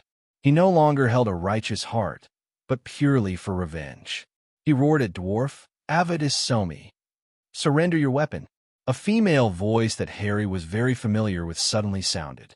Harry was caught off guard, and the magic wand in his hand flew out. He turned around and saw a witch with her face covered in a scarf standing behind him, pointing her magic wand at him. For some reason, he felt that this witch was very familiar to him, but he clearly had no impression of her. The witch held her magic wand and seemed to be pointing at both Harry and Dwarf at the same time. Her hand that was pointing at Harry was a little hesitant. She looked at him with a very complicated expression. There was nostalgia, sadness, murderous intent, and affection. She was silent for a long time before saying in a changed voice, "You can't kill him. He has to be judged by the Ministry of Magic." I must know her, Harry thought. He opened his mouth and said, "Trial. Why didn't the Ministry of Magic approve when he killed my parents?" Oh, right. They were busy giving him the Merlin Medal. Why didn't the Ministry of Magic approve when Sirius was wrongly accused, and twice at that? The first time, they were eager to convict him, and the second time, they wanted to cover up the mistake. Hand him over to the Ministry of Magic again, and wait for them to give him the second Merlin Medal. Chapter 809. But that's not a reason for you to kill them, Harry. The witch looked into Harry's eyes and said in a heavy tone, "You had better options to punish them, but you chose the worst one. You're only 12 years old, but you already want to kill people. If you trust Dumbledore and us, then you should let the law punish them instead of staining your hands with blood." Dumbledore? Harry suddenly understood and whispered, "Did Dumbledore send you here? Then I must know you. I used to think that Dumbledore was a great wizard, but in fact he's just an ordinary old man." He didn't play a role in the failure of the Ministry of Magic and the slander of Sirius. Malfoy is right. Dumbledore is old. Harry whispered. How can you think like that, Harry? The witch screamed. He's always been protecting you. Protect? Dumbledore can't even defeat Voldemort. If he's really as good as you say, then he wouldn't have made my parents sacrifice their lives to send Voldemort to hell. He can solve this problem by himself, Harry said angrily. Ever since I came to Hogwarts, you've been telling me how terrible and cruel Voldemort is. He's the nightmare of the magic world. Many wizards don't even dare to say his name after his death. I worshipped Dumbledore like a hero and treated him as my family. But when I saw Malfoy holding Voldemort's soul in his hands and strangling him like a little chicken, I realized that you've overestimated Dumbledore. Voldemort is just a cruel dark magus, and Dumbledore, he's just an ordinary light magus. It's because you're too weak, not because Voldemort is too scary. If you only rely on Dumbledore, you'll end up as mediocre weaklings like you, unable to even protect your loved ones when they're hurt. Placing your hopes on Dumbledore is no different from holding on to a beautiful hope. You hope that Dumbledore will save you and resist evil, but in reality, we can only count on ourselves. I won't place any hopes of revenge in the hands of others. People can only rely on themselves. Harry raised his right hand and said to the witch, "Get out of my way. Don't stop me from getting my revenge, or we'll be enemies." "Harry," said the witch sadly, "so this is what you have become. I thought I could stop everything in time." She sobbed. "Why? Is there anything more important to you than your family and friends?" "I don't have a family anymore," Harry said calmly. "I just want to correct the mistakes that have happened and undo the tragedy of the past. You'll never know what you'll become if you continue down this path. Or should I call you the future fourth Dark Devil? Lord Harry Potter, everyone loves you. But if you continue down this wrong path, you won't know how much you'll regret it in the future. You will cry in front of your best friend's corpse, even if he died in your hands. You will personally kill the teachers of the past, execute the classmates of today, and leave corpses at your feet. You will be tormented by your conscience day and night. You will be in agony and restlessness. So what is it that keeps me going?" Harry asked coldly. "What?" The witch looked at Harry in surprise. Harry repeated, "Since I'm in so much pain, what is it that keeps me going on this path? Is it power? Is it power? Is it hatred? Is it because I was born to be such a cruel person? Or is it because I was influenced by Voldemort's soul fragment?" The witch looked at his scar and whispered, "So you already know." Harry looked at the witch and asked in a low voice, "Who are you?" "I can't tell you, but I have to stop you today. I have to stop you from making more mistakes." The witch raised her wand. "I already know," Harry said calmly. He raised his right hand and looked at the confused witch. "I seem to have guessed why I can persevere. Because I want to make up for the regrets that have passed, right?" The witch shuddered. Her hand, that was holding the wand, trembled slightly. She already knew what a huge mistake she had made. She thought that she could organize it, but now she realized that she might just be the cause of it all.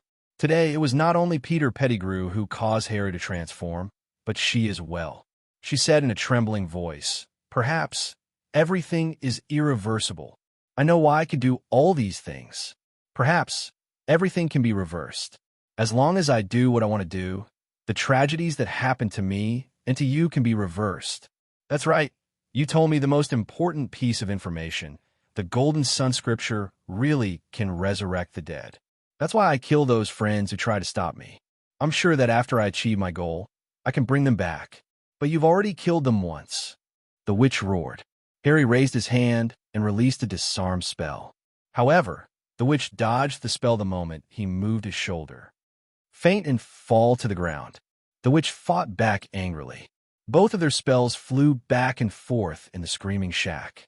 The rays formed by the spells intertwined in the air. Pettigrew wanted to run away, but most of the spells that Harry shot out would land beside him. Sometimes, they would hit him and cause him severe pain. The level of magic spells of the two was unexpectedly strong. The witch was also very surprised by Harry's level of using the disarm incantation. Harry could always rely on these incantations to escape at the critical moment. This was the reason why he could still fight back and forth with her, even though his incantation and magic level was not as good as the witch's. Shadowless Blade. The witch forced Harry to retreat. Suddenly, her right hand, which was not holding the wand, opened up. She made a hand sign and shouted in a low voice, "Sluggish Ray." The cone-shaped ray was too fast for Harry to dodge. He was suddenly sprayed on the right side of his body. His body was like a machine that had not been oiled. Harry retreated in fear. The witch followed up with another attack.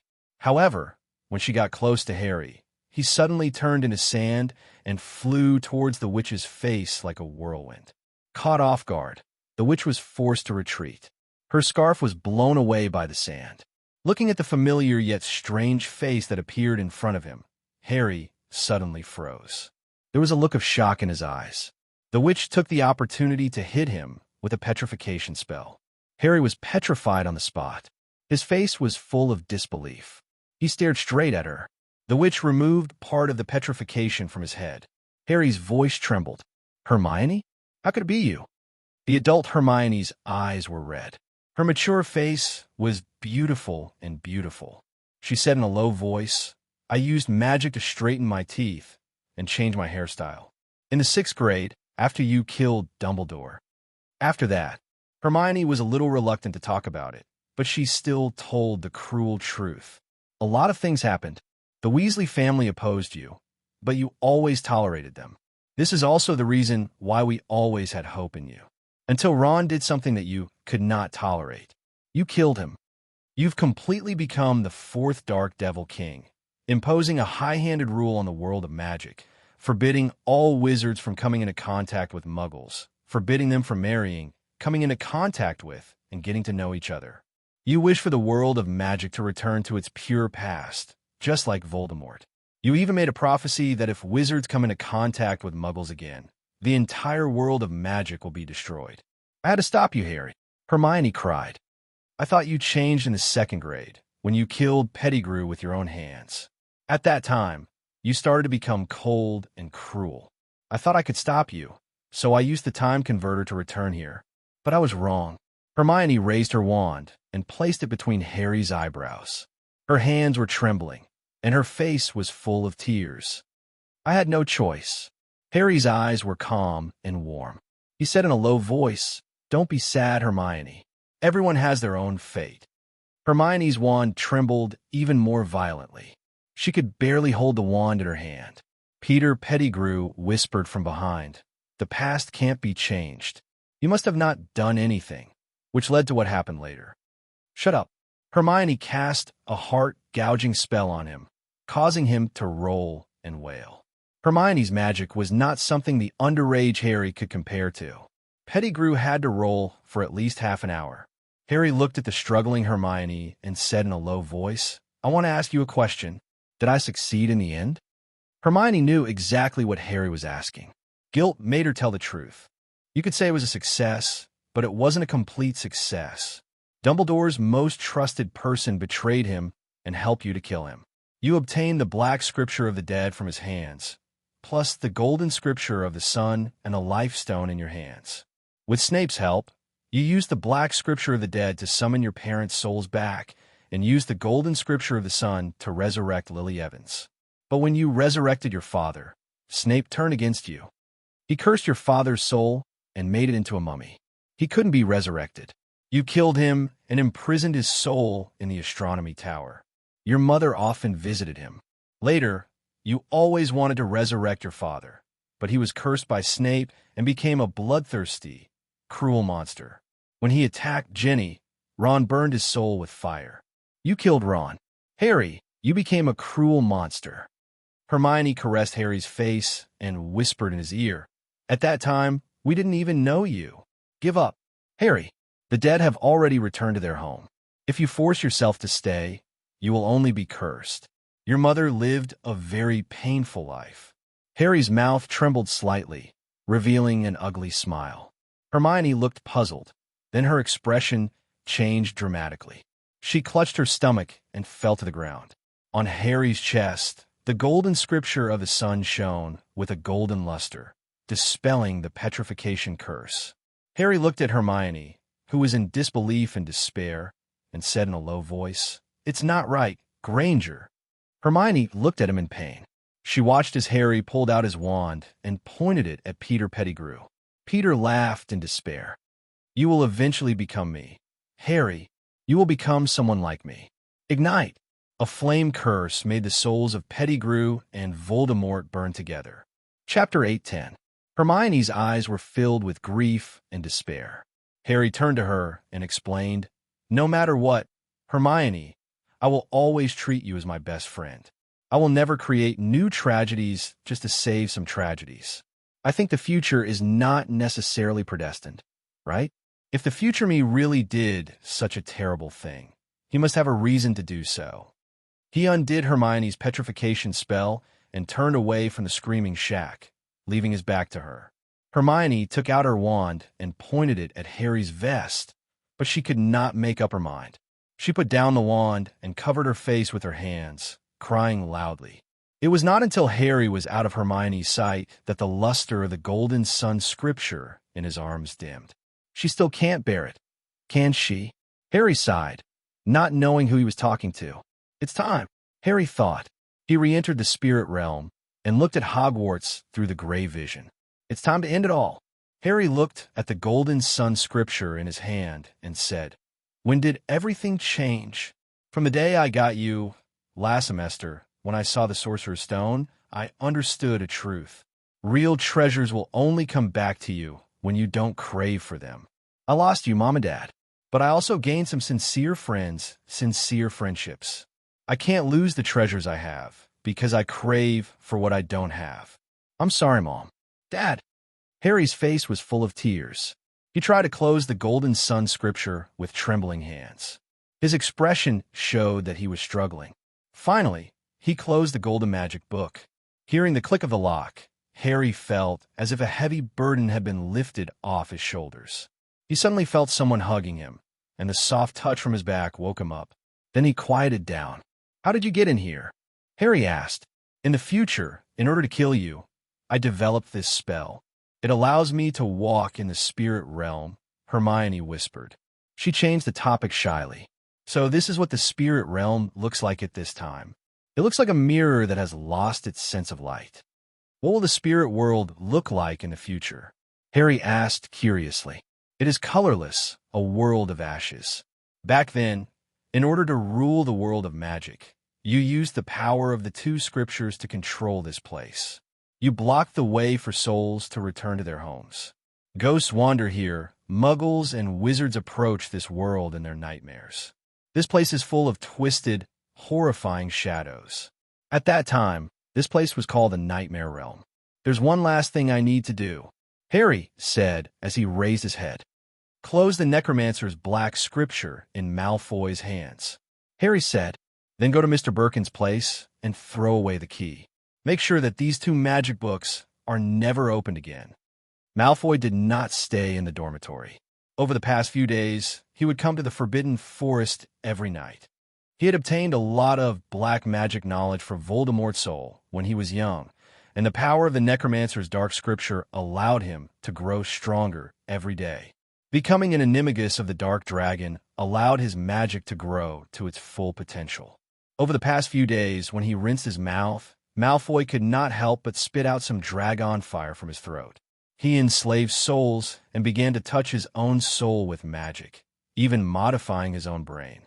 "Foolish Voldemort," Malfoy laughed coldly. "Splitting your own soul is practically suicide. It's easy to break through the limits of the physical body, but it's even more difficult to break through the limits of the soul's lifespan. Splitting your own soul like this is practically suicide. Even if you don't fall into my hands, your emotions, memories, and even intelligence will slowly disappear. In the end, you will be no different from the memories in the portrait. You might even be inferior to a ghost." He looked at the dusty crown in his hands and asked in a low voice, "How many soul armaments do you have, Lord Voldemort?" The diary was destroyed by the mysterious new Black Devil King, and the soul in it fell into my hands. The defeated main soul hid itself and no one knows where it went. It attached itself to that snake. Just now, that snake started a fire and was burned to ashes. Ravenclaw's crown is in my hands. Hotspark's gold cup, which you gave to that crazy woman. I don't even want to call her aunt, to safekeep. It should be in the hands of the Black Devil King now. Right, there's also that locket and ring that have gone missing. I'll find them. You've suffered a crushing defeat. Voldemort. Malfoy flipped open the Black Book of the Dead in his hands, and 5 pale white lamps surrounded him. Your soul will become my power. I will make you into a wand that will condense all of your power and intelligence. Farewell, Mystery Man. He chanted the ancient Egyptian language softly and used silver and gold to draw 2 closed arcs on the ground, forming a circular circle. The 5 lamps were placed at the 5 corners of the circle, forming a pentagram within the circle. Positive and negative energy formed a closed loop, forming a small energy cycle. This was the simplest structure of the well, but it drew in a wisp of energy from the well of eternity, forming a complicated magic structure in the air in front of Malfoy. I will use the positive and negative energy that symbolizes white magic to form the Ouroboros model in alchemy, which symbolizes the cycle of matter and energy. It will open a path to the pyramid, purifying your soul into a simple fragment without any consciousness. Malfoy picked up the crown on the ground and stroked it gently. This is the magic that the ancient Egyptian high priest sacrificed to the god of death. It can erase the souls of the undead. But the high priest will not devour the souls sacrificed to the god of death. A calm voice came from behind Malfoy. Harry and Hermione were taking off their invisibility cloaks. Hermione still had her scarf covering most of her face. She raised her wand and pointed it at Malfoy's heart. Harry Potter? Malfoy laughed coldly. I didn't think you would rush over to see me. Wasn't the lesson from that night enough? I know what you're relying on. That magic book you stole from Borgin Bork's magic shop, the greatest masterpiece of the ancient Egyptian wizards, the Black Book of the Dead. Harry also took out his wand. Malfoy's face twitched, and he laughed coldly. I didn't steal anything. Chapter 811. Harry must have gone to find Pettigrew. Hermione said to Ron, panting, You should have come to me as soon as you found out he wasn't there. It was still nighttime. How could I go to the girls' dormitory? Ron felt wronged. So where are we going to find him now? Ron asked hesitantly. Let's go find Dumbledore first and ask him to stop Harry. How could he send someone to find Pettigrew? That's a murderer who killed half the people on the street. Hermione stopped a passing classmate and asked, Have you seen the headmaster? He's not in the headmaster's office now. The Ravenclaw girl replied calmly. Professor Dumbledore just went to the observatory. Hermione hurried to the observatory. Ron followed her up the astronomy tower. It was the highest point in Hogwarts and could see the whole school. Hermione saw Dumbledore's phoenix from the window. The phoenix spread its wings and soared, bathing in the morning light. As soon as they reached the observatory, they heard Dumbledore's voice from above. Professor Chun, it's not surprising to see you here. Through the gap in the stairs leading to the observatory, Hermione saw Dumbledore standing opposite Hogwarts. The morning breeze blew his hair and made his long beard dance on his chest. Chenong stood opposite him. Indeed, you can see further when you stand at a higher place. Chenong, who was standing at the observatory window, looked at the vigorous black dragon soaring over the forbidden forest in the distance and smiled. It's hard for me to imagine that the new Dark Devil is standing in front of me. This should be our second meeting. Your Excellency Morgoth. The first time we met at the Ministry of Magic, you gave me a lot of trouble. Sirius was swallowed by the darkness in front of me. In the face of such an abyss, I couldn't save him. I'm curious why the Dark Devil is always watching this school. Dumbledore sighed. I thought there was finally a Dark Devil. I didn't know. Maybe this is a place blessed by fate. Chenong joked, and although some people insist on calling me the Black Devil King, that's because they need a Black Devil King. Otherwise, they won't be able to adapt. But I don't think you need to be like that. You can just call me by my name. After all, you should always use the correct name for things. The fear of a name will strengthen the fear of the thing itself. Dumbledore blinked his eyes and sighed. I thought it was a private conversation, but I've cast a spell on the name Voldemort so that I can always know what people are talking about when they mention this name." Chunong lied without blushing, but it was obvious that Dumbledore believed him. He took a deep breath. It seems that people's cautious wisdom has its own brilliance. I should also call him Mysterious Man. You see, this is the reason why I dare not call you by your name. I don't want you to drag me into the abyss while sitting on my thick-backed chair when I accidentally mention it. Of course, the title of Dark Devil is far from worthy of you. After all, compared to you, the previous two Dark Devil Kings were more like cruel dark wizards. And you, Lord Morgoth, I still don't understand your purpose." Dumbledore stared at Chunong and whispered, "Everyone has their own purpose, and your actions make me puzzled." Hiss! After Ron heard the conversation between the two, he took a deep breath. The corners of his eyes twitched, and he reflexively covered his mouth before he could make a louder sound. He desperately winked at Hermione. Hermione looked at Chunong, who was standing by the window of the observatory, and heard him say, "I want to save this world." Even Dumbledore, who had a good temper, was angered by this sentence. He shook his head and said, "Dark Devil, even a child who just entered Hogwarts wouldn't believe this answer. But this happens to be the truth." Chunong smiled and said, "Of course, for you, this goal may not be friendly. The whole process must be cruel, making life worse than death. For this goal, I don't know how many people have been sacrificed. Corpses are everywhere, and there is no future." Chunong looked at Dumbledore and asked, "Do you feel that this world goes round and round? Some things that have just happened seem to have happened a long time ago, and even the future is a little boring to you, as if all fate has long been arranged.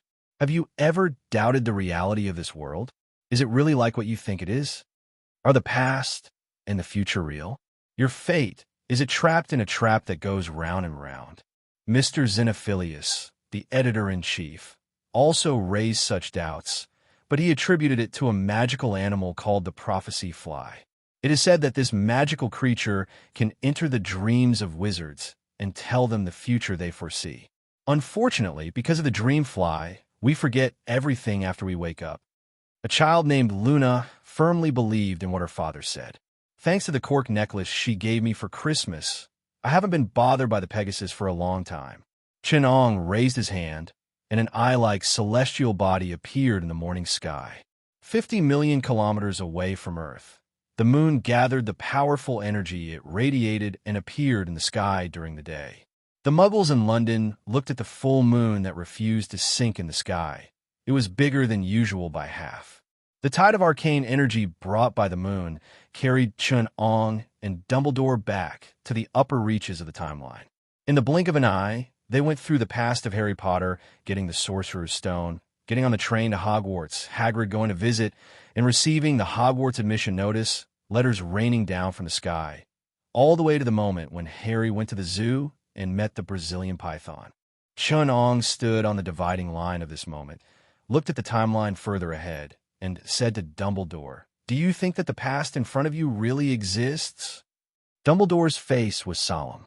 He looked downstream at the lifelike past and saw Chun-Ong brush past that timeline.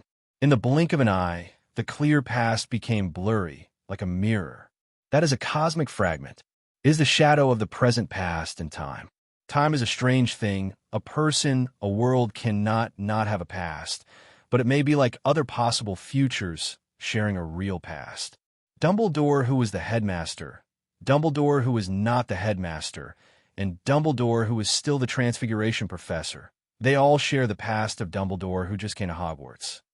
Chapter 8:12. Then what was the real past like?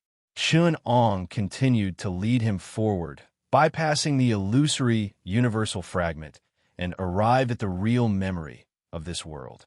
Dumbledore saw himself falling under the blade of a person wearing a complicated metal mechanical armor.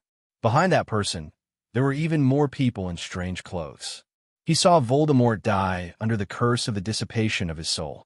He saw Snape being pulled to the final resting place of his soul by a huge spiritual body that was called the Grim Reaper by those people.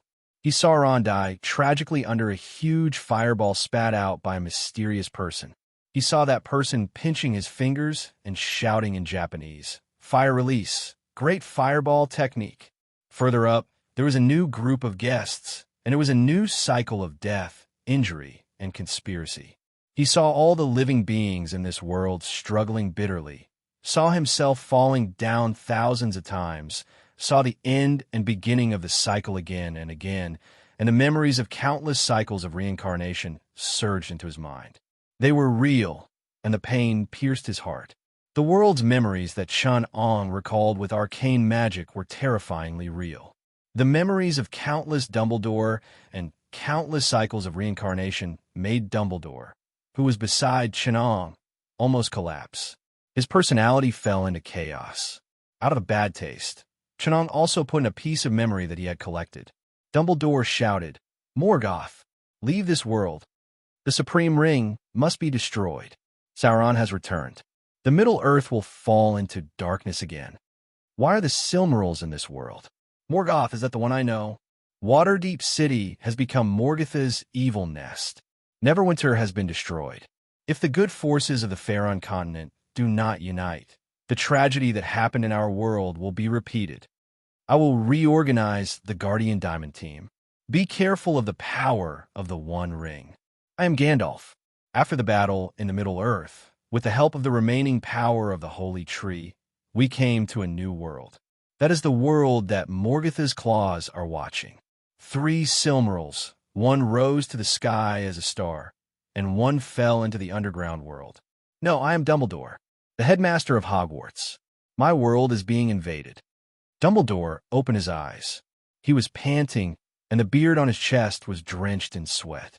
He looked at Chun-Ong in horror and said, "Morgoth, so you came from there? Are you going to corrupt this world again?" Dumbledore roared, his long beard trembling violently. "Calm down," Chun-Ong said calmly. "Don't forget, this world is still under someone else's control. The memories of being manipulated by others and being constantly erased. Think about it. Even if I control this world, can it be more tragic than now?" Chun-Ong asked. Looking at Dumbledore, who was gradually becoming silent, he explained, "Now, we have a common goal. You should have seen through the essence of this world.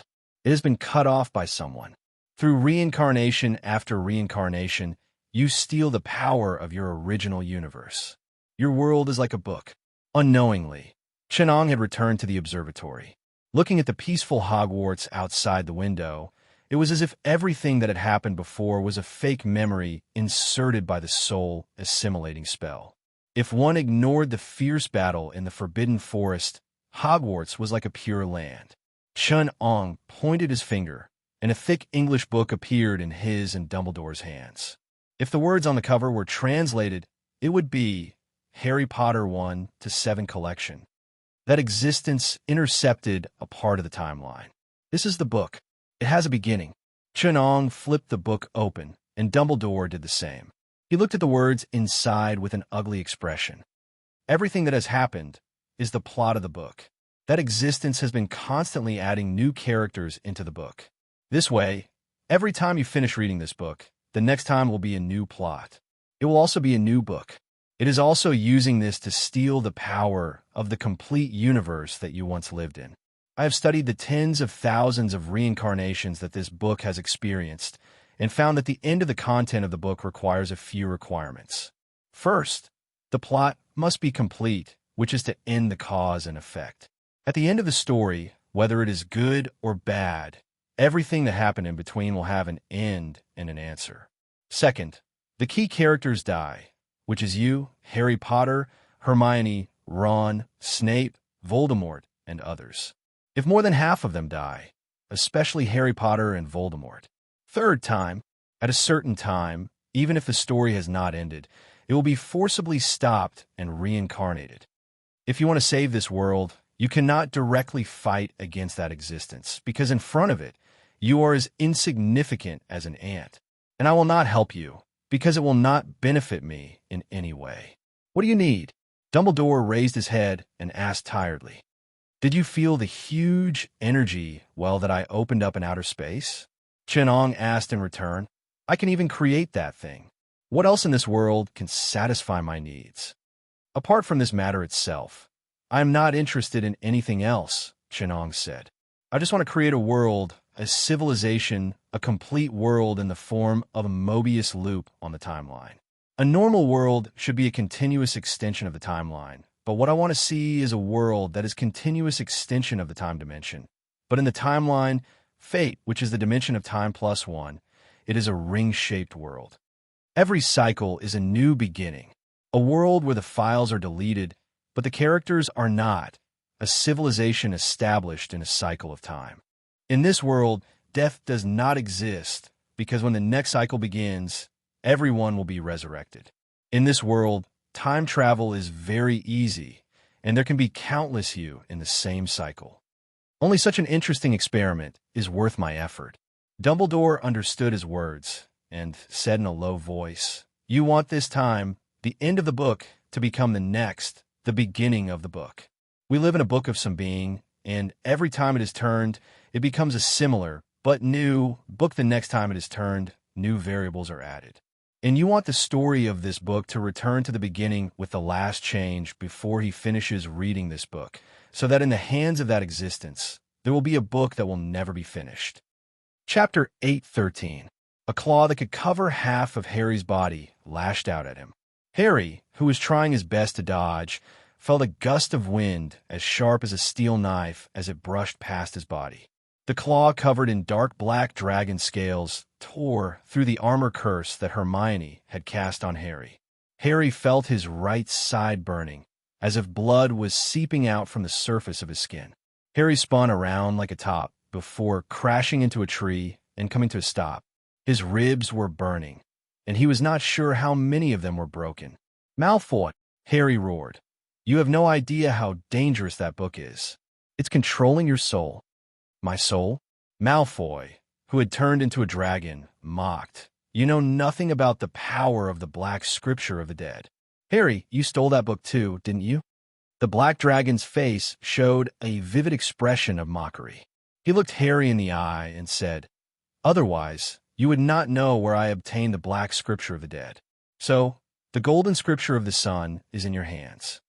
Harry was silent, but Malfoy laughed maniacally. "You shameless thief." "Harry, can't you resist the desire to steal?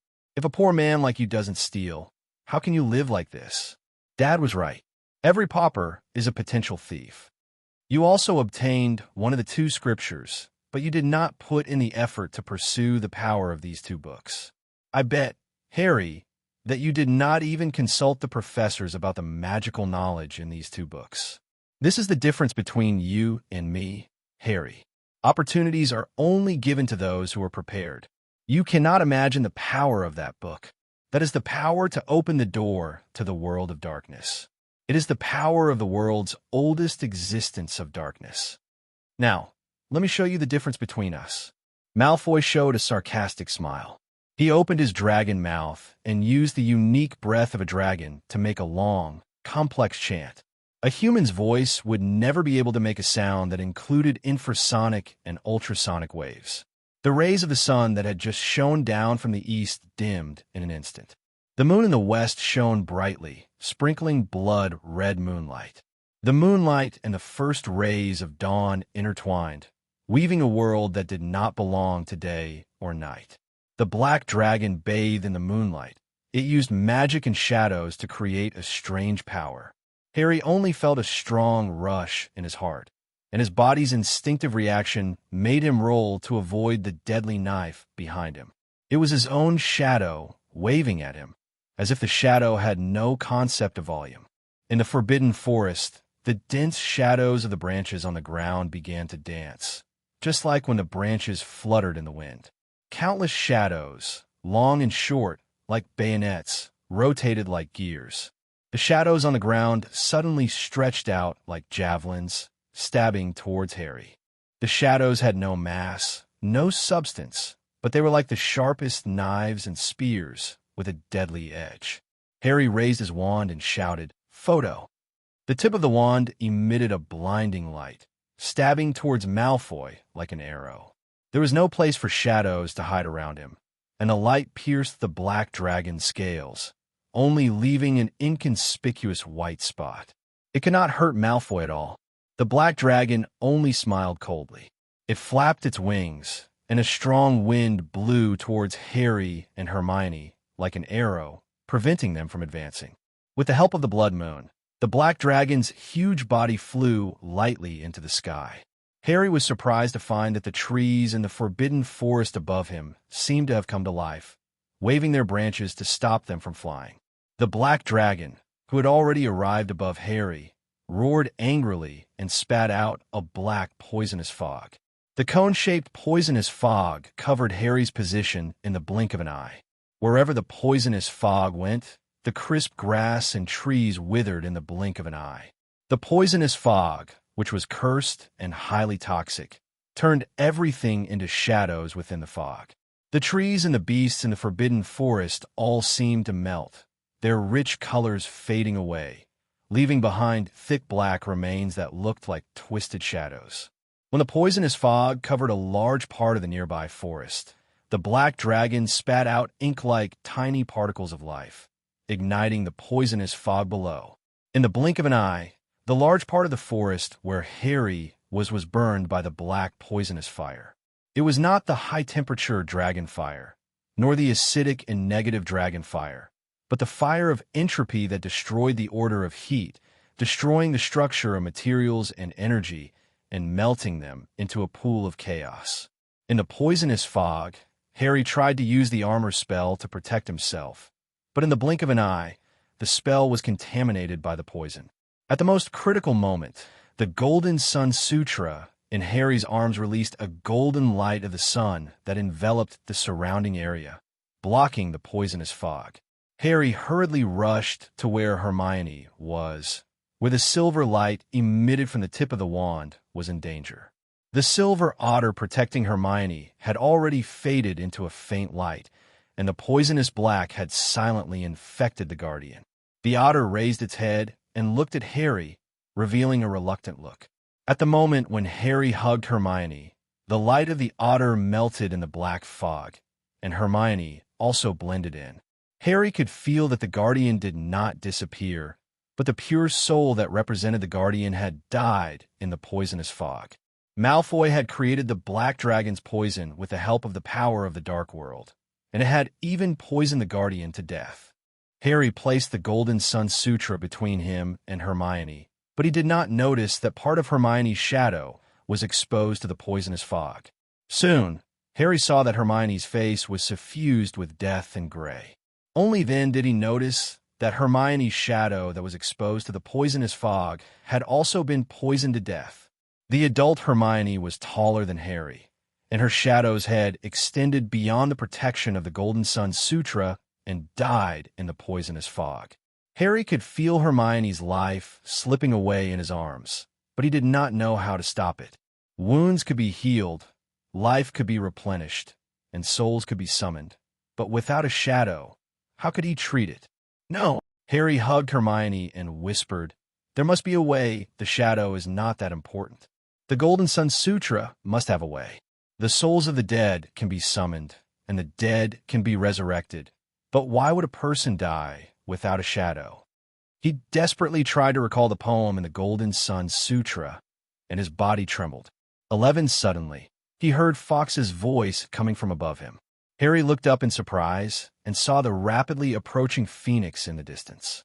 The phoenix lingered outside the poisonous fog, not daring to come close, but in the blink of an eye, a ray of sunlight shone from the observatory of Hogwarts.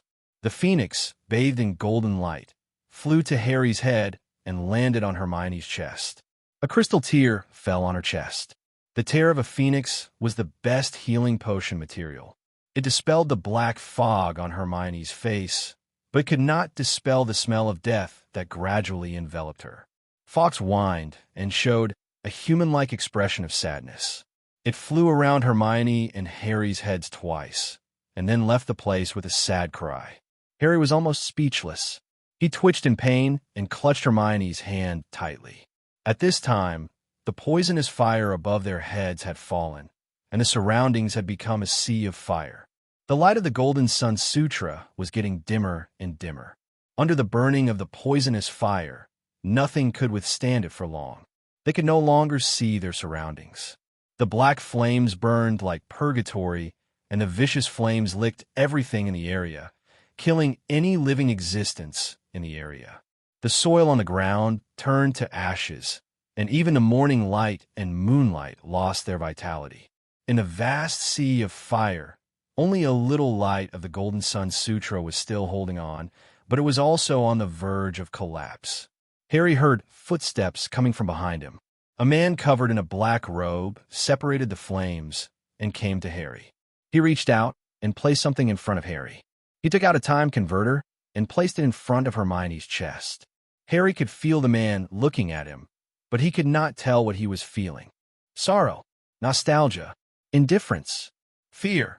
Harry looked at the thing left behind by the mysterious man. It was the key to the Golden Sun Sutra and the Black Sutra of the Dead. It was a polygonal switchbox. Harry happened to know how to use it. He twisted it slightly, and 7 leaf-like corners popped out of the box. He pressed the 7-pointed star-shaped key on the Golden Sun Sutra. The teeth marks on the key matched perfectly, and with a click, the Golden Sun Sutra suddenly opened by itself. Under the morning light, the pages were flowing with a brilliant golden light. Chapter 814.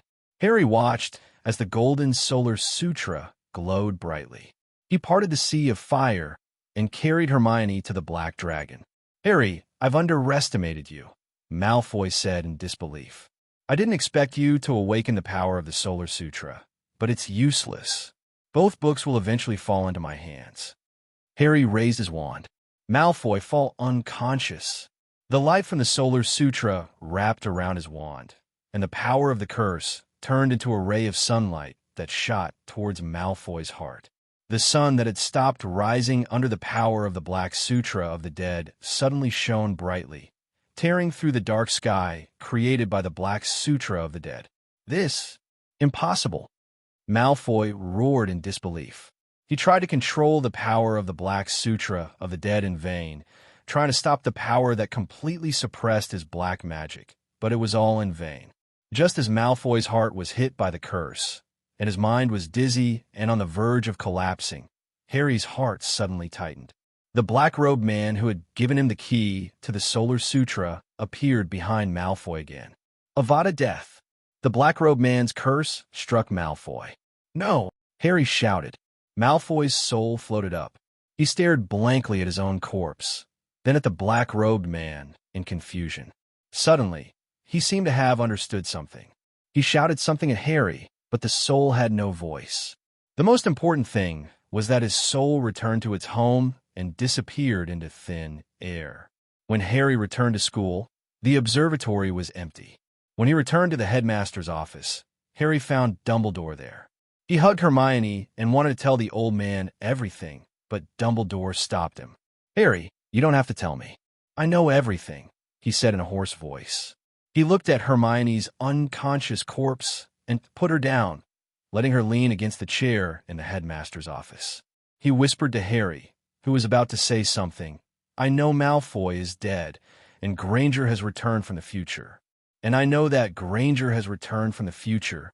But Harry, promise me, if one day you must kill me, do not hesitate." Harry could not understand. "Why? That is a very difficult and heavy burden. I shouldn't let you bear it." Dumbledore shed tears as he grabbed Harry's hand and said firmly, "But promise me, when the time comes, don't hesitate. You must kill me." Harry was going crazy. "Why?" "Hermione said that I will kill you, Ron, and Snape in the future. It's not hard for me to understand, but why are you forcing me like this, Professor?" "When Hermione told me, I thought I'd never do that. I couldn't be that kind of person. It's precisely because it's impossible that you have to do this." Dumbledore gripped Harry's hand, trembling slightly, and repeated, "Promise me, promise me." Harry was about to go crazy, but then he saw Ron. It was Ron, who had grown up. His red hair was still messy. He pushed the door open and came in, his face covered in tears. "Harry!" Ron turned around and hugged him, but Harry was at a loss. Ron, who was already an adult, was hugging the skinny Harry. The scene was somewhat comical. After Ron calmed down, he said to Harry, "Promise Professor Dumbledore, and, when necessary, you know that time, when you attack me, Don't show any mercy. That's impossible. Harry pushed Ron away and replied emotionally, I can't do such a thing. But you have to, Ron replied. If you don't do this, we will disappear because this world is a one-way universe. At that time, you will forget me now, forget Hermione. So for our own good, you have to kill us. Harry woke up with a start and said in horror, So, the shadow that killed Malfoy, it's not him. Dumbledore's eyes showed deep guilt. He sighed. Don't ask Harry. You will understand later. Dumbledore looked at the watch in his arms and whispered, I don't have much time. What about you? Ron replied, I've set aside some time. It's still a long time before it's my turn. He hammered Harry's chest and laughed. I want to have a good talk with Harry. You're too young now. Snape doesn't want to come, but I think when you kill him, you won't show any mercy. Don't say such a terrible thing. Harry said anxiously. What happened? I can't tell you. Ron hesitated. At this time, Dumbledore suddenly said to Ron, You can't take up too much of his time. Go back and wait. I think he has something to say to you too. Ron showed a complicated look. I've misunderstood him for a long time. Ron turned his head and said to Harry, If in the future I misunderstood you and scolded you, I want to say sorry now. I've already said it in advance, so you can't blame me. After saying that, Ron left without looking back. Dumbledore pointed at the time converter on Hermione's chest. Hermione's body disappeared in front of Harry's eyes. Dumbledore hurriedly said, Harry, remember, we're all behind you. All sacrifices are valuable. After saying that, he pulled Ron away without looking back, ignoring Harry's shouts in pursuit. Chunong and Dumbledore watched all this secretly. Dumbledore was a little agitated. He asked, in all of this, the one who suffered the most, experienced the most, and didn't understand the most is Harry. He's also the one who sacrificed the most. Does it have to be like this? You don't have a choice. In this world, Harry Potter is special. Only his time and fate can break that existence's control over your world. So, everyone must die in his hands. Your destiny. Using the words of Eastern magic to explain it, it is fate. Give it to him, and he will represent this world to create the Morbius time cycle. Due to special reasons, this world is a unidirectional universe. There are no parallel worlds. The Well of Eternity is the mechanical hub of this world's time cycle in the future. It is also the only key to fixing time in this universe's time, fate, cause, and effect. In the future I created with Morgatha's extraordinary power, you, Hermione, and Ron will return to the present.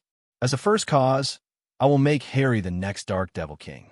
I will create the unidirectional universe's grandmother paradox.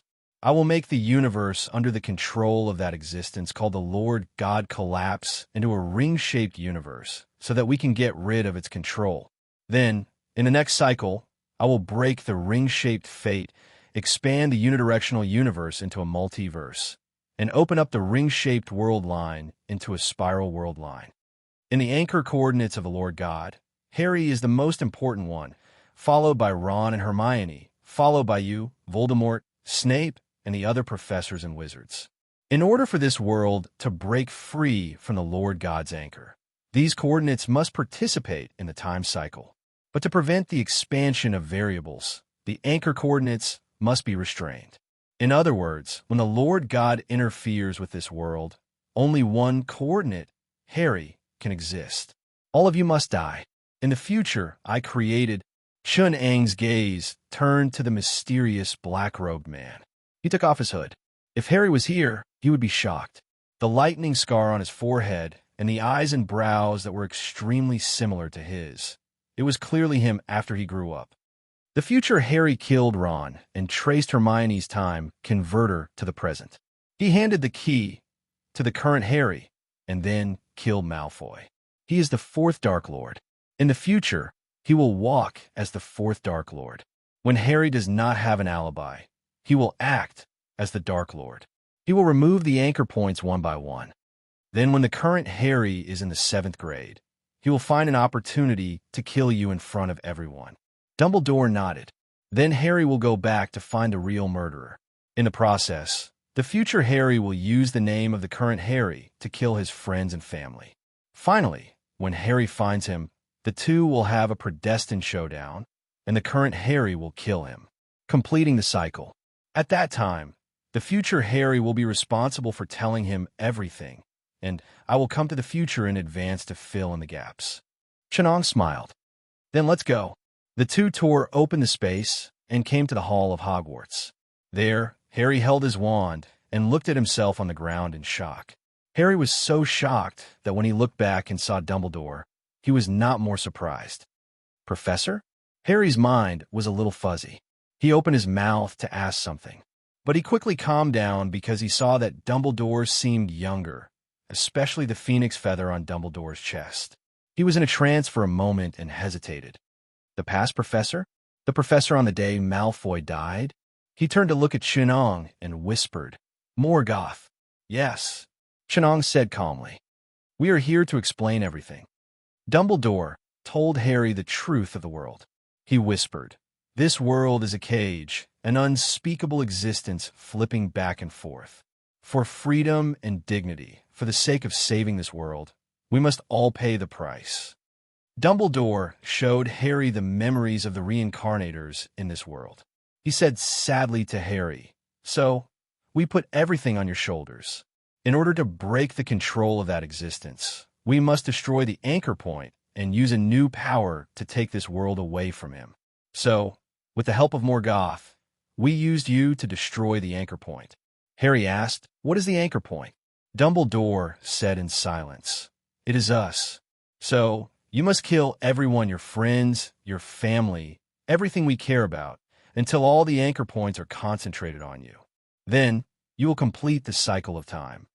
When you have all the anchor points, we will use the power of the Well of Eternity to send you back to the day you killed Malfoy. You need to give the key to your past self. As he spoke, Chenong threw the key to Harry.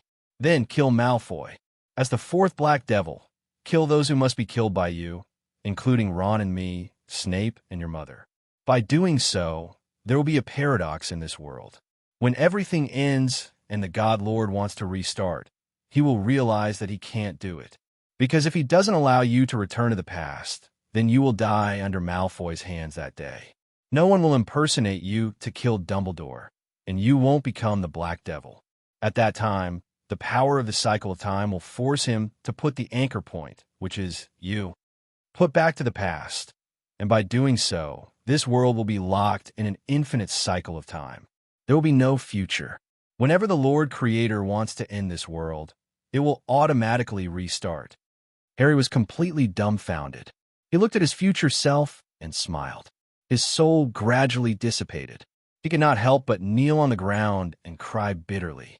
Dumbledore said with the same sorrow, But this is the last time. Harry, this is the last time. Soon, we will be able to break the cycle and let this world, let the future become free. We will be the stones stuck in the gears of the Lord God's operation. With us as the price, everything will not be under the control of the Lord Creator. The Well of Eternity will fix the time of this world to the 7 years of your schooling. Time will continue to cycle, but the wizards and muggles of this world will be free. They will find that only the material world is renewed once every 7 years. Their souls and wills will not be manipulated. And, Harry, the souls of all the people you killed will be preserved in the Golden Sun Sutra. When that time comes, you can resurrect them and let them be completely free in the new world. Harry wanted to say something, but after a moment of hesitation, he shook his head and said, I understand. When they're resurrected, let them forget this memory. Dumbledore nodded silently. Chenong and him returned to the normal timeline. They were walking in the hallway of the headmaster's office. When Harry rushed out and saw Dumbledore, he looked like he had seen a ghost. He stammered, Professor, didn't you come from there? His eyes stopped on the phoenix feather on Dumbledore's chest, and for some reason, he firmly remembered it. In the timeline, Chun-Ong gazed at the unidirectional universe that had already been connected into a ring, watching it slowly separate from the Lord God's complicated system. Suddenly, he laughed and said, Another laboratory has been built. If I keep poaching the Lord God like this, I'm afraid he'll turn against me. It's time to return. Chapter 8:15. Wang Shan felt like he had passed through a long period of darkness.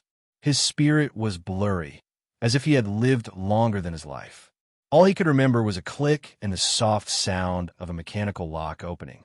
That muddle-headedness gradually left him. He could vaguely see a white light before his eyes, and a vague voice reach his ears. Am I dead? I don't think so. In his memory, fireballs fell from the sky and burned everywhere as if doomsday had come. He stood on the street in despair, waiting for death to come. But what happened next? I don't remember. He seemed to be lying in a narrow but comfortable iron box. Is it a coffin? He should thank the country for not cremating him. Wang Chun had woken up, but he did not want to open his eyes. Now, someone was talking in his ear. A young boy whose voice had not changed yet said fearfully, "Master, the great heavenly Lord Wei Sheng's body coffin is glowing. It's the great heavenly Lord of salvation's Dharma body." An old voice was heard, followed by the sound of him slapping the boy's scalp. "You rascal."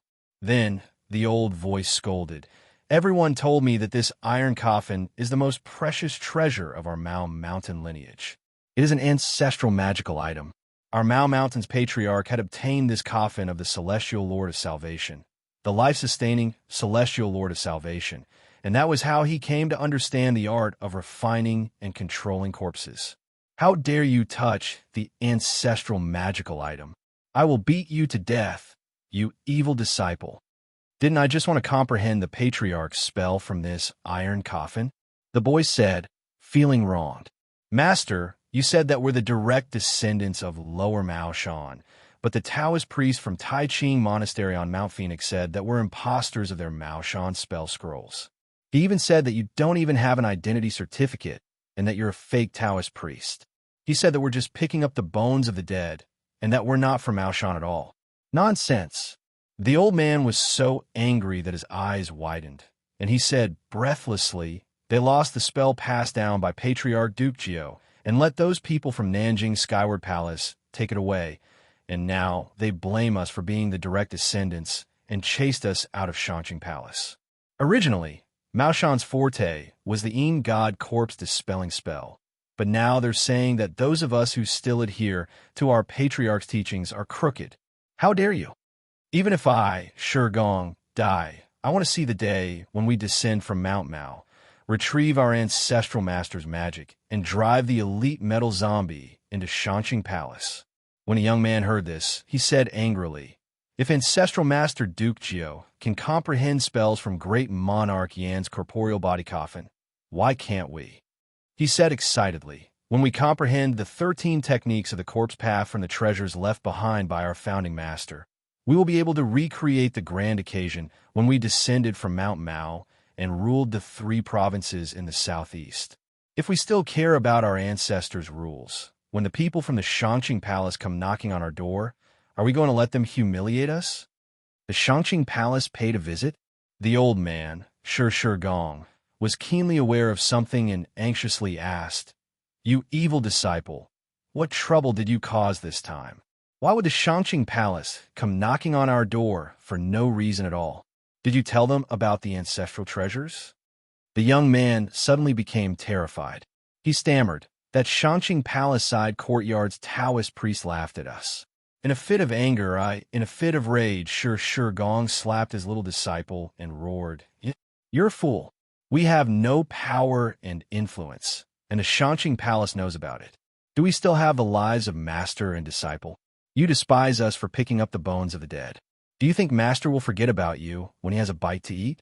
With this little bit of skill left behind by our founding master. Although we, master and disciple, have been despised by others, we don't have to worry about food and clothing. But you, rebellious disciple, have caused a great disaster. Do you want to take my old life?" As he said this, Shi Gong jogged all the way and said to his disciple, "If not for you being my only unfilial disciple, and you being my poor sister's only son, Sai, quickly pack your things. Before the people from the Shanqing Palace come, let's run first." The little disciple was at a loss. "Uncle, no master, what about the ancestral treasures?" Back then, Grandmaster Jiu saw a comet falling to the ground at night. He entered the mountain for 3 days before he found this coffin. From the corpse of the immortal inside, he comprehended our corpse path's magic. This coffin is entirely made of grand white adamantine and weighs more than 18,000 gene. Grandmaster Jiu spent a lot of effort to dig it out from the mountain. Now that he's in a hurry, how can he move it? Just leave it here. Later, find a hidden place and bury it here. I'll come back to look for it in the future. Anyway, I can't let it fall into the hands of those traitors. Inside the coffin, Wang Chen slowly opened his eyes and let out a deep breath. Is it a TV series outside? And it's a stereo surround sound system. How generous! He had heard that some funeral businesses had developed refrigerated coffins and internet-connected coffins to meet the needs of various customers after death. There was a joke that went like this: even if I die, I'll use my withered throat to shout, cell phone, charge, connect Wi-Fi. Who would have thought that there would really be such a service inside a coffin? Wang Chen opened his eyes and saw a Taoist child with a Taoist bun on the glass plate, less than 30 centimeters from his chest. The child widened his eyes and looked at him in horror. Before he could praise the high-end atmosphere of the coffin and its built-in 3D screen, he saw the Taoist child scream, "Master, the grand heavenly venerate's corpse has come back to life." Wang Chun found it funny when he saw the little Taoist child's face covered in tears and snot. He reached out and pushed the screen in front of him.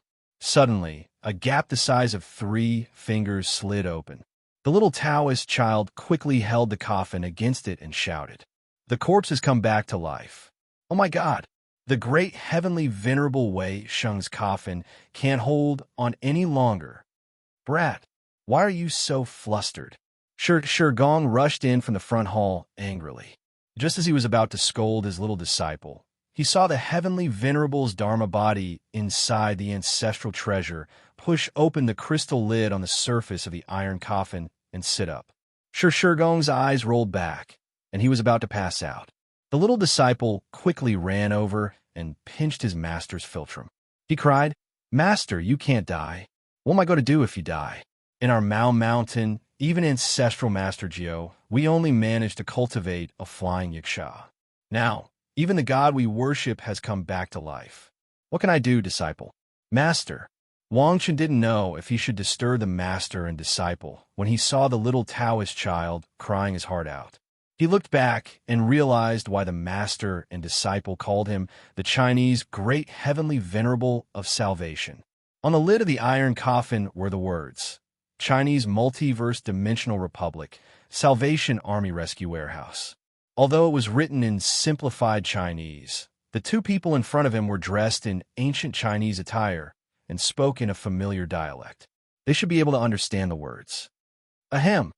Wang Chen coughed twice and said, "Sorry to disturb you. May I know what dynasty it is now?" "Don't eat me." The little disciple wailed and collapsed on Shi Gong's body. Shi Gong's philtrum was pinched so hard by the ground that he woke up from the pain.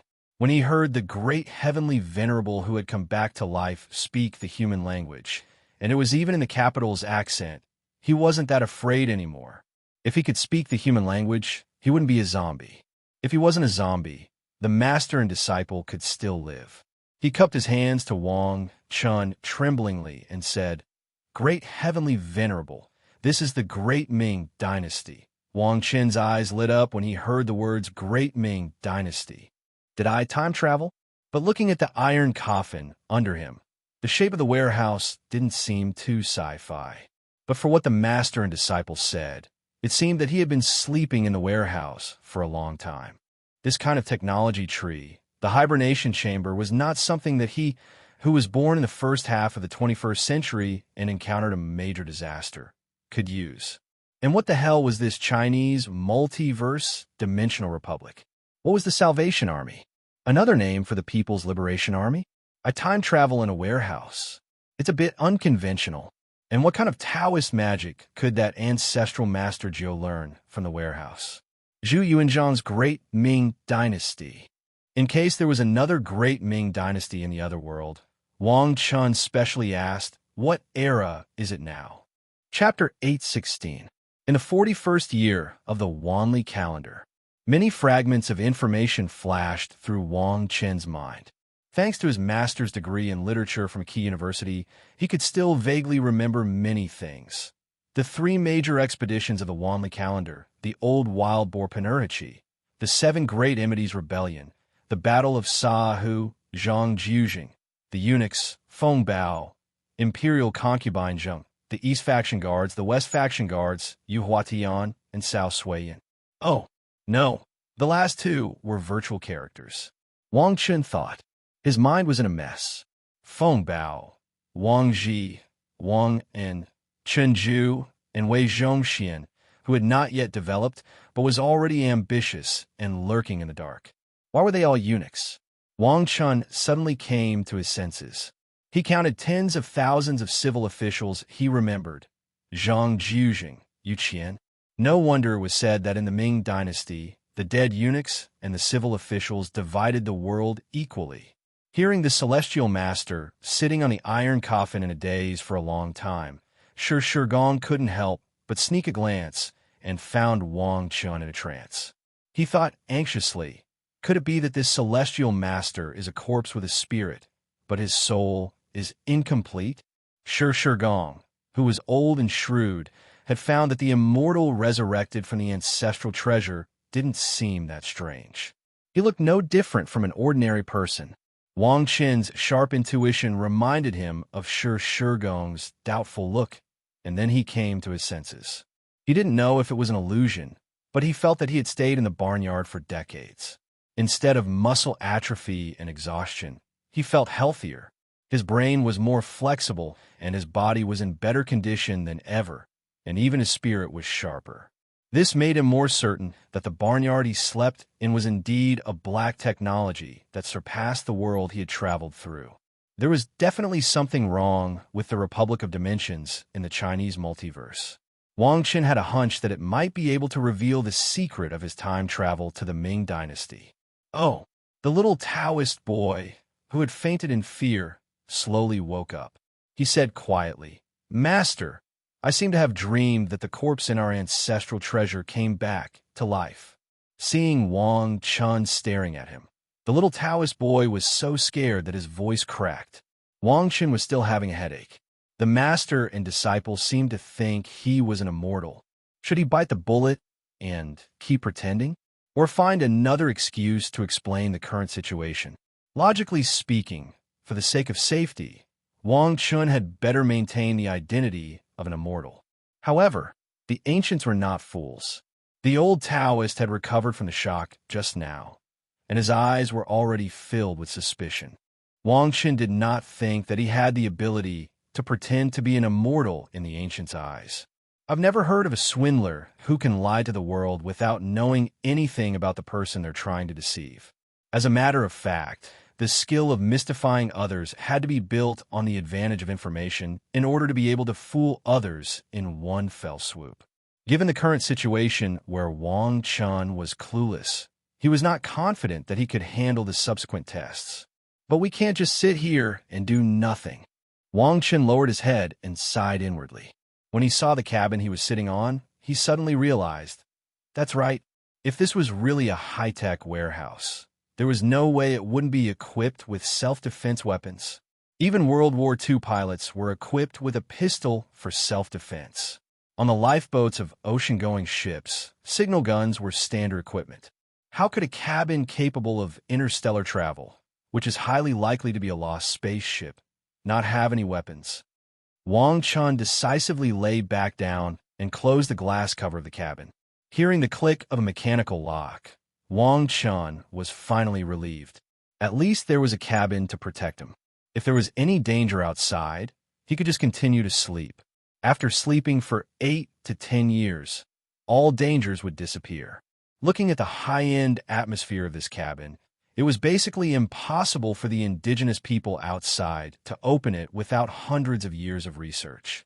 Seeing him lying back in the coffin, the two Taoists stared at each other. The little Taoist was no longer afraid. He plucked up his courage and asked, "Master, why did the great heavenly venerable lie back down?" Shi Gong looked at this unlucky kid and wished he could slap him to death. He stepped forward and said respectfully, "Farewell, immortal venerable."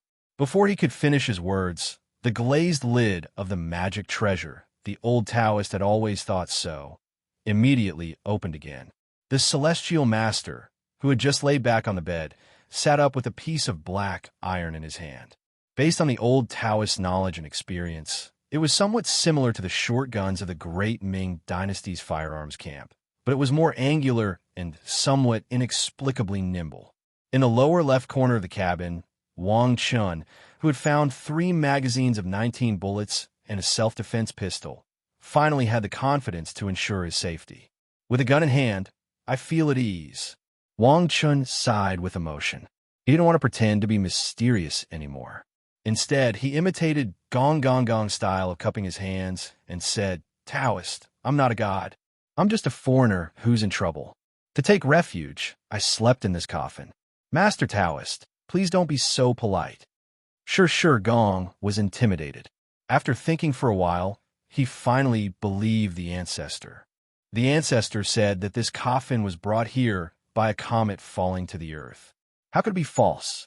Taking refuge from the sky. Weren't they immortals?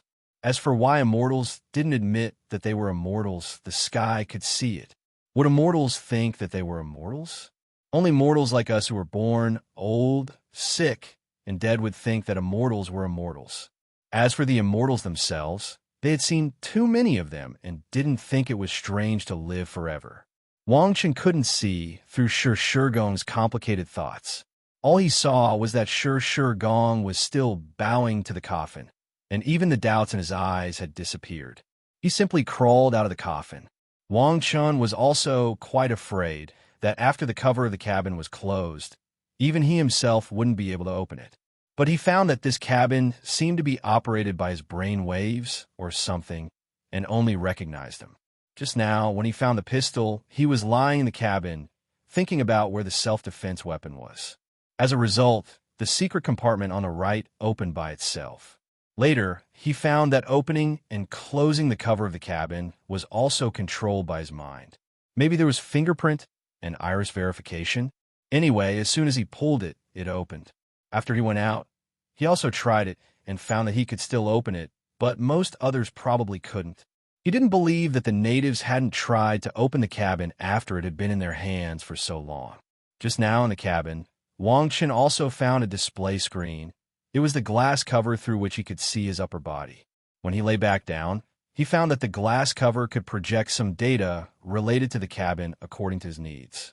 For example, he saw just now that 43% of the nutrient solution in the cabin had been used up, and there was also a nutrient solution nanorobot that could automatically collect and synthesize materials. Wang Chun checked the replenishment progress and found that it would take about 2% a day to recover. Chapter 817. After climbing out of the coffin, Wang Chun realized that the place he was in was not a proper Taoist temple.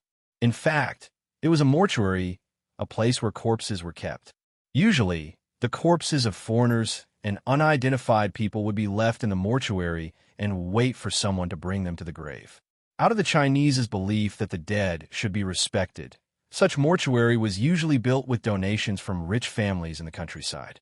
In years without natural disasters, the countryside in China still had a trace of warmth and tenderness. But these two Taoists, one old and one young, were actually wild Taoists. Taoists in the great Ming Dynasty enjoyed a high status, but they had to have official documents, diplomas, so they would not end up in this unlucky mortuary. The old Taoist living standard was not bad, which could be seen from the fact that the tea he served to Wang Chun was new. But Wang Chun did not have the habit of casually drinking things handed to him in a strange environment. So he put the tea aside with a smile and kept talking to the old Taoist, trying to get some useful information out of him. He did not touch the tea at all. After chatting for a while, Wang Chun noticed that the old Taoist was a little restless. He thought for a while, and then remembered the voices in the granary that he thought were sleep talk. Suddenly, he understood. The old and the young were preparing to run for their lives. The old Taoist seemed to have seen through Wang Chen's intention, so he stopped hiding and said with a wry smile, "Young master, please don't laugh at us." The The two of us, alone and widowed, have offended the Shangqing Palace on the nearby Phoenix Mountain. How dare we stay here any longer? I've already prepared to escape with my disciple. After entertaining young master, I'll set off right away. I can't delay any longer. Wang Qin smiled and asked casually, "You and your disciple are alone, so you're not afraid of the Shangqing Palace.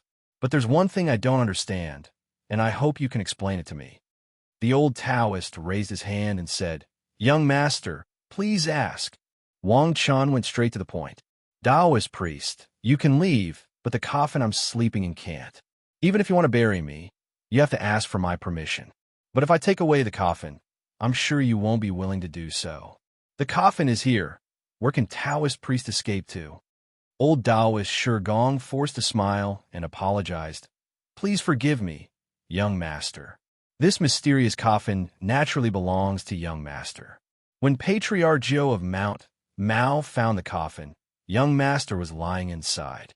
To the Shangqing Palace, I can say that this treasure belongs to me. But to the young master, I would never dare to say that." But Gong was unwilling to give up. "This is still the Patriarch's relic. It is where the lapel of my lower Mao mountain lies, and the legacy of my lower Mao mountain lineage is tied to this item. Tao techniques and magic power all originated from this treasure. I'm not willing to give up my ancestors' relic just like that." Seeing the sincerity in Gong's words, Wang Qin suddenly felt a little more confident. He had just figured out that the relationship between him and this coffin must never be known by others. The master and disciple who watched him climb out of the coffin were the two people who knew most of his secrets. He could never let them divulge this secret. Fortunately, for the master and disciple, this coffin was also an extremely important secret. If he killed the master and disciple, Wang Chun would not have the heart to do it. Moreover, from the perspective of power and tactics, he would fall into the lower class. The best way was, of course, to persuade the master and disciple. Wang Chun immediately said, "That's the decision you can't make, Taoist priest. But I have an immature idea. This coffin naturally belongs to me. But since you came to Mount Mao, you are indeed destined to have it. How about this? What you paid attention to when you came to Mount Mao was probably the Tao technique you comprehended from this coffin. No one knows more about the secret of this coffin than I do. Why don't you tell me the origin of your family's Tao technique and the key points? I'll rederive the inherited Tao technique of your family, and then you'll get the lost Tao technique, and you won't need this inheritance anymore. Don't tell me you still want to compete with me, your master." Wang Shen asked in a seemingly joking manner. I dare not. I dare not." Gong bowed and said, "Young master, you've done us a great favor by allowing us to comprehend the treasured coffin. How dare I not back down and covet young master's treasure?" But Gong was a cunning old fox after all. He took the opportunity to make a request. "I came to Mount Mao for the inheritance of young master's treasure. Young master has been half a teacher to us. I think, since young master has no prejudice against sex, if you don't mind me coming to Mount Mao, why don't you join us?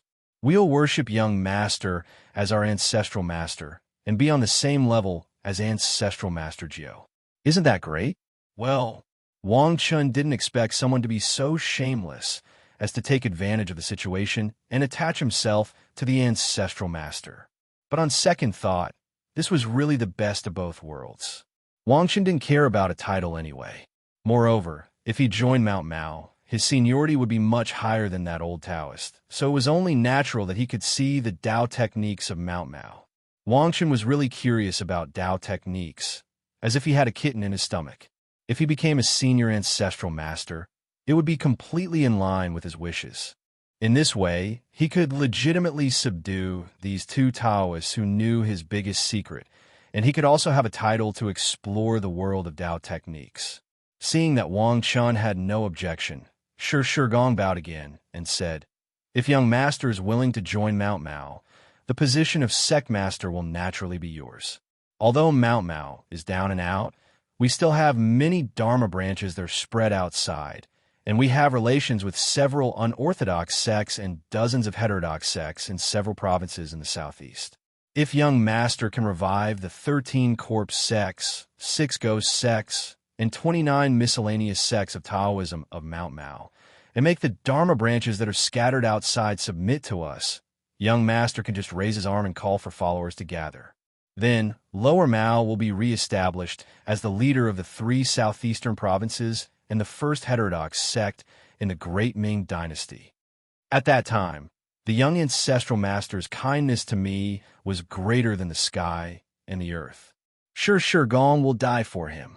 Hearing this, Wang Chun was moved.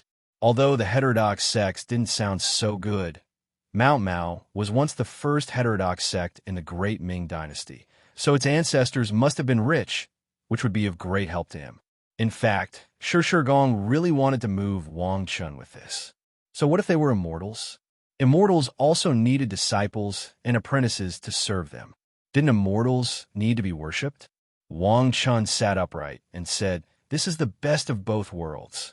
If you sincerely regard me as your ancestral master, I will naturally treat you sincerely.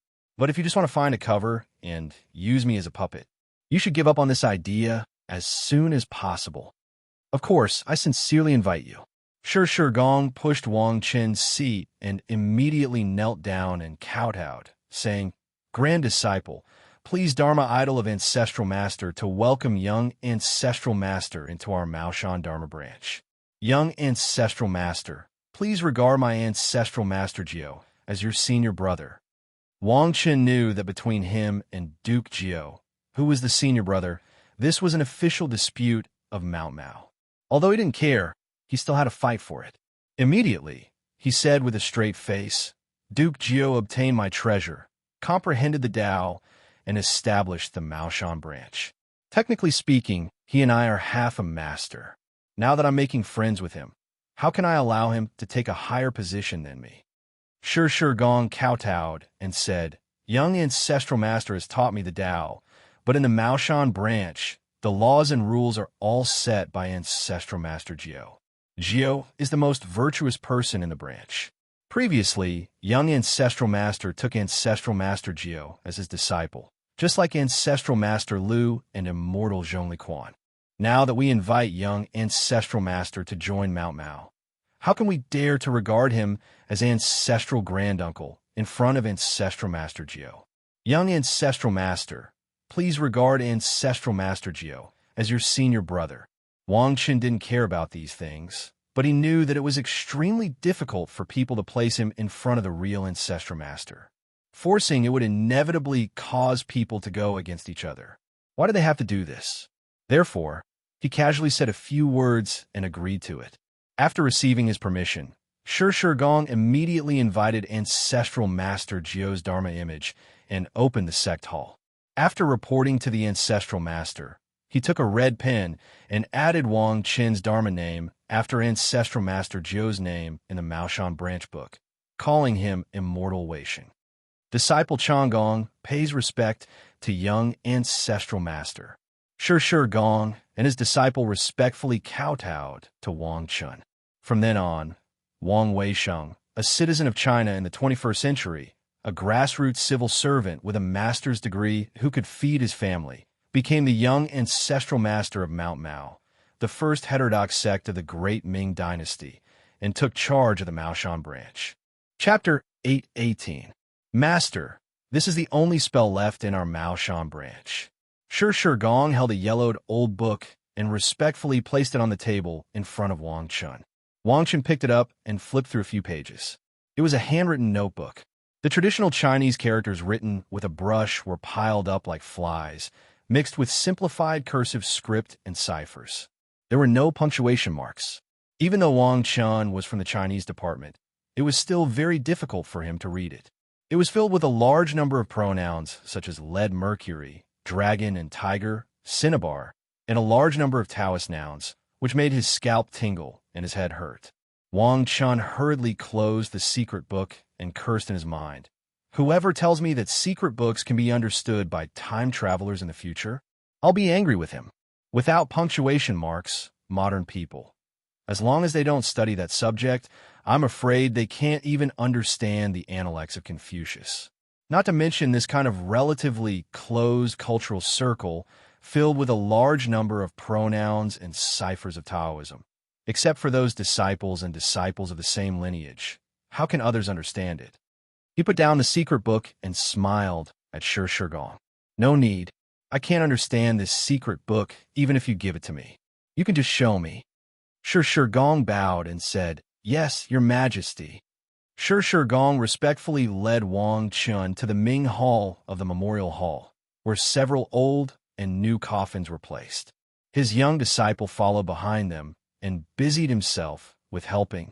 Shi Gong came to an old coffin and explained to Wang Chun, "Young patriarch in Maoshan branch, Taoist spells are all from human corpses. There are many unclean and dark places." Wang Chun nodded and said, "I know. You can open the hall now." Shi Gong excused himself and pushed the lid of the coffin with his hands, revealing a lifelike corpse of a man with a livid face. The lid of the coffin was a little rotten. As soon as it was opened, the smell of rotten wood rushed straight into Wang Chun's nose. But after carefully distinguishing it, he found that there was a smell of Chinese medicine ointment mixed in it, which was not the stench of a corpse. Wang Chun carefully examined it for a long time. After confirming that there was indeed no rotten odor, he moved closer to take a look. Shi Gong explained, "In the Mao Mountain lineage, there are 13 types of corpse spells, 6 types of ghost spells, and 29 types of miscellaneous arts. Most of them have been lost. What's left are these secret techniques that can't even be considered spells. The first is this method of preserving corpses. Grand Ancestor Duke Jiao obtained a secret ointment from the young ancestor's coffin. It was able to preserve the young ancestor's body for dozens of years, just like a living person, without aging or rotting. Grand Ancestor Duke Jiao deduced that the ointment applied by the young ancestor must be a secret medicine for immortality in the upper realm. Patriarch Jiao was a heaven-warping genius. He used his magic power to get out of young patriarch's coffin. Speaking of this, Shi Gong cautiously looked up at Wang Chun. After confirming that Wang Chun didn't look worried, he continued, "I stole a few elixirs of immortality and comprehended a lot of corpse elixirs from them.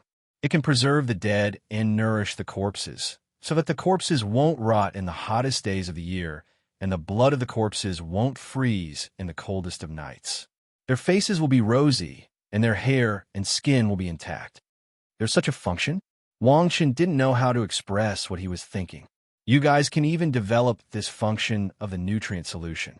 Is Grand Ancestor Duke Jiao's Chinese medicine skills maxed out? He can actually use Chinese medicine to imitate the function of a nutrient solution. This kind of black technology would be worth billions of US dollars in the 21st century. It's cutting-edge medical technology that can win the Nobel Prize in Physiology, yet your grand ancestor can replicate it using Chinese medicine. Should I say that Chinese medicine is really unscientific? This is the prerequisite skill to unlock the cultivation skill tree. Shi Gong was still sighing.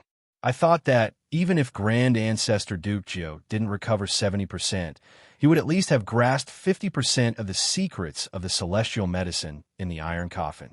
When it comes to preserving corpses, it's just that the effect is slightly worse. Later on, through this medicine, he came up with many secret medicines that can change the quality of corpses. For example, the iron corpse medicine smeared on this iron corpse can seep into the muscles and bones of the corpse, making the corpse as tough as steel and invulnerable. Before the Maoshan Taoist art of corpse exorcism was lost, an iron corpse was like a heavy armor with infinite strength. One iron corpse could fight against 100 people. I didn't expect that preserving corpses is just the surface of the celestial medicine in the iron coffin. This celestial medicine can actually make people immortal. Shi Gong cupped his hands towards Wang Chun and said, "I'm so ashamed. Young Grand Ancestor, compared to the elixir that young Grand Ancestor used, which can keep one's appearance unchanged for decades, the elixir of immortality." Shi Gong covered his face and said nothing. Wang Chun boldly squeezed the body of the iron corpse. Sure enough, wherever he touched, it felt like rubber, with a kind of gelatinous texture. Sure Gong was a little ashamed of the effect of his secret medicine, but he didn't know that Wang Chun was also very shocked. He thought to himself, although I can't dissect it, this feeling, it's like rubber. It's said that those who practice body-hardening Qigong can build a layer of skin under their skin after long-term training. Compared to this corpse-refining medicine, it's nothing.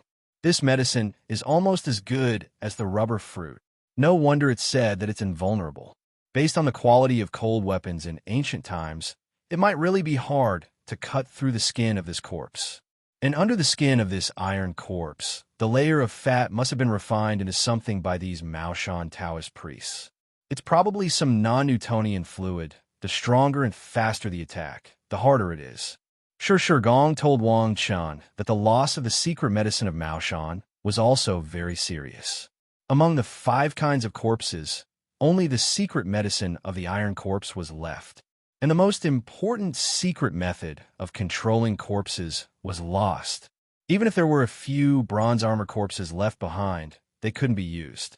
This iron corpse was only refined by the old Taoist priest because he accidentally found a corpse with a particularly good aptitude. Now, he could only look at it. How shameful. The two of us, master and disciple, can still make some money by relying on the prescription left by Patriarch Duke Jiao to prevent corpses from rotting. Oh, then how do you make money? Wang Chun suddenly became spirited at the mention of money. The two of us, master and disciple, make a living by using secret medicine to put the dead into the coffin. Patriarch Duke Jiao left a few kinds of secret medicine to cover the wounds. If there are corpses killed by swords and spears, if the family members want to bury the body in one piece, they have to invite us. After applying the ointment, the wounds of the corpses will be covered up, and the wounds will not be seen anymore. This was originally the prescription we used to refine corpses when we went down to Mount Mao. At that time, we drove the corpses to fight against the enemies. Most of the corpses were damaged, but some of the wounds were repaired with this secret medicine. There are also corpses that are preserved. In the surrounding villages, whenever they hold funerals, they have to invite us to apply the secret medicine to the corpses so that they won't rot for dozens of days. When it's time to stop the spirits, we put the corpses on display to make them look good. There are also some rich families that spend a lot of money and use the best secret medicine to make the corpses look good. In order to make the corpses look good, they have to make the corpses rosy and lifelike. Only then will they look filial. There are also those who drown, burn, or hang. No matter what kind of corpses they are, I can clean them up with the ability left behind by the patriarch.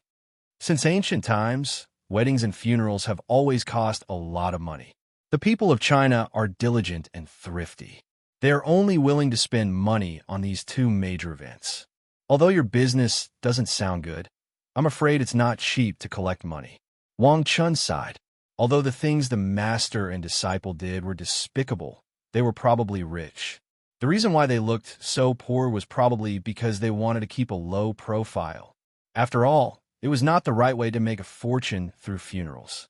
If the master and disciple were to attract the jealousy of others, there would be endless troubles. They might even have to go to court. Being a little more restrained also showed the wisdom of Shigong. As Wang Chun thought about it, he suddenly patted his head and asked Shigong, if this secret medicine of yours could be used on corpses, it can also be used on living people, right? The medicine to close the incision. It's the best medicine for wounds. If the secret medicine used to make iron corpses can be used to practice external martial arts, won't it be easy to master it? If the medicine can make the corpses rosy and young, won't it be a magic medicine to beautify a young lady? As Wang Chun spoke, he was shocked. No wonder Lower Mao Mountain used to be the #1 heterodox sect in the Great Ming Dynasty. In his time, the things that leaked out from under the fingernails were treasures worth tens of billions of US dollars. Sure Gong moved closer to Wang Chun and said in a low voice, Young patriarch, the secret medicine used to close the wound is indeed a top-notch medicine for healing wounds. It's called golden jade powder, and its effect is even better when used on living people. The secret medicine of iron corpses is also a secret ointment for external martial arts called zombie fist. but without the zombie fist inner method of the Yin family in Shun province. The person who uses this medicine to practice martial arts will lose the sense of pain even if he can master the thwart kung fu that makes him invulnerable. After 3 to 5 years, his whole body will gradually become numb, like a living corpse, and even his breathing will be numb. Then he will turn himself into an iron corpse. As for the rosy powder that can make the corpses rosy and young, no one thought it could be used on living people. This is an unlucky thing used by the dead, who would want to apply it on their wife's face. Besides, the reputation of Lower Mao Mountain is not good. And our disciples are, I'm 53 this year. I haven't found a wife yet. When I joined the sect, Lower Mao Mountain was still in its heyday. So all of you are single dogs. Wang Shen widened his eyes and pointed at Shigong. You want me to be your young patriarch? Aren't you trying to harm me? I don't have any grudges against you. Forget it. Wang Chun waved his hand and sighed without looking at the confused Shigong. Let's get down to business. I've roughly guessed why you don't sell medicine. These secret medicines are too precious. You'll have countless troubles if you reveal a trace of them. It's not as simple and easy as eating the food of the dead, and you can make a lot of money. In this world, selling beauty and skincare products may not be as profitable as making money from the dead. If you can make a lot of money, those rich families can spend mountains of gold and silver without blinking for the sake of their filial reputation.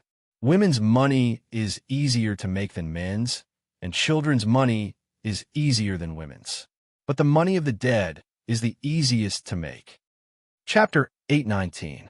After Wang Chun had seen the secret medicine left by the Maoshan sect, although he knew that these inconspicuous things were the most important heritage of his sect, he still couldn't help feeling a little disappointed. What he really wanted to see were the Taoist magic arts and magic power mentioned by Senior Shigong. For a young man who grew up in a country guided by materialism and liked traditional culture, these things were incomparably attractive. As he casually responded to Shigong, he thought about how to stealthily lead the topic to this. You just mentioned the Yin family of Chun province. The Yin family's martial art, the zombie fist, needs the help of Mao Mountain's secret medicine to master. This shows that the Yin family has a special relationship with Mao Mountain. Shigong answered, indeed. The Yin family was originally an outer sect of Mao Mountain. When Patriarch Duke Jiao was still here, disciples of the Yin family would come to Mao Mountain every year to learn martial arts. Their fist technique could only be mastered with the secret medicine of Mao Mountain's gold and silver corpses. The Patriarch even gave them the secret medicine to refine iron and bronze corpses so that they could master the fist technique in the Yin family. Later on, Mao Mountain met with a great calamity. All the elders and disciples were slaughtered, including gold, silver, copper, and iron. The Flying Yiksha's secret medicine for refining corpses was only left with the iron corpse medicine. Most of the techniques were lost as well.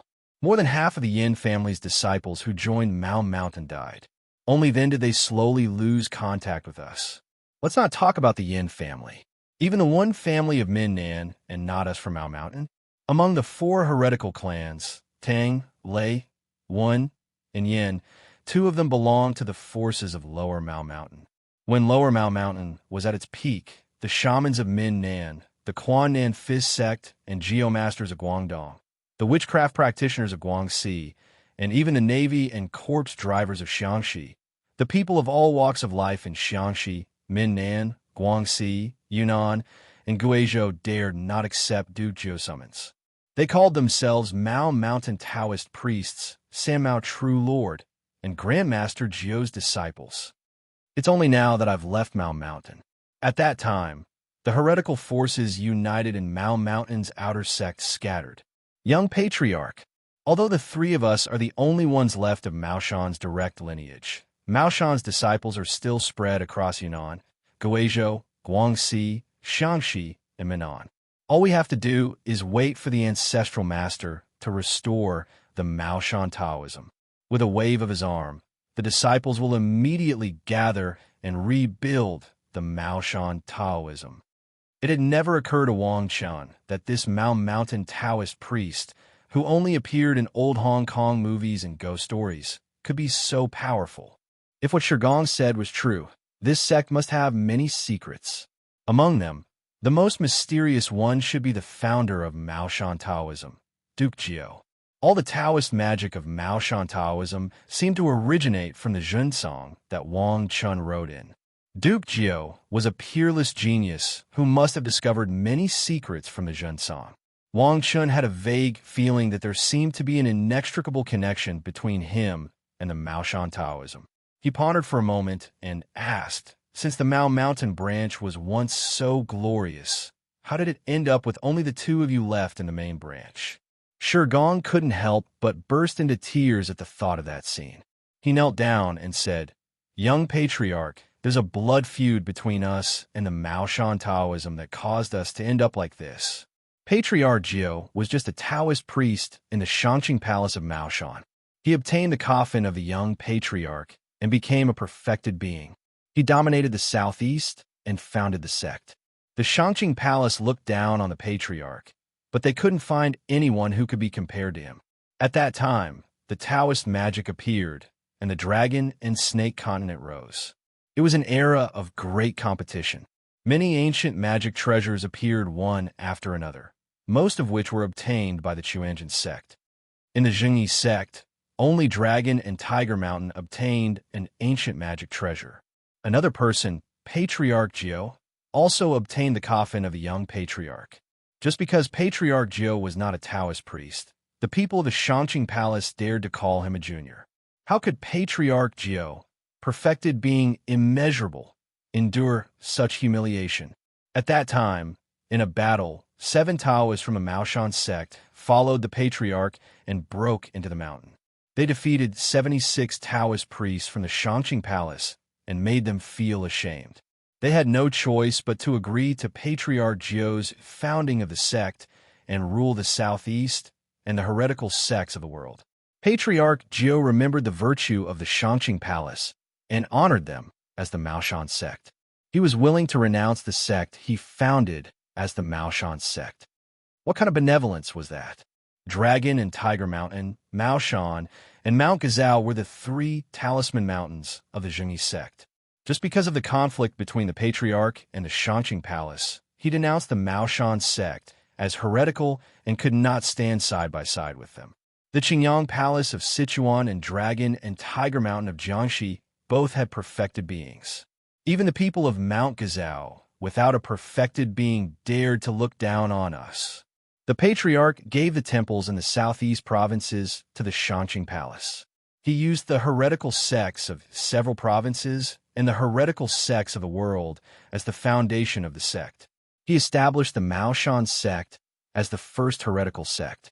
From then on, the world called Patriarch Jiao the patriarch of the heretical sects.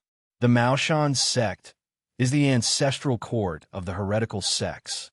The world's prostitutes, beggars, dharma masters, earth masters, witches, deities, chuma masters, advisors, yamen runners, matchmakers, pawns, time demons, thieves, high platforms, boasting, circus, pushing, pool, back scrubbing, mending, sex workers, prostitutes, dog beating, oil peddlers, pedicures, hair shaving, food lifting, tailoring.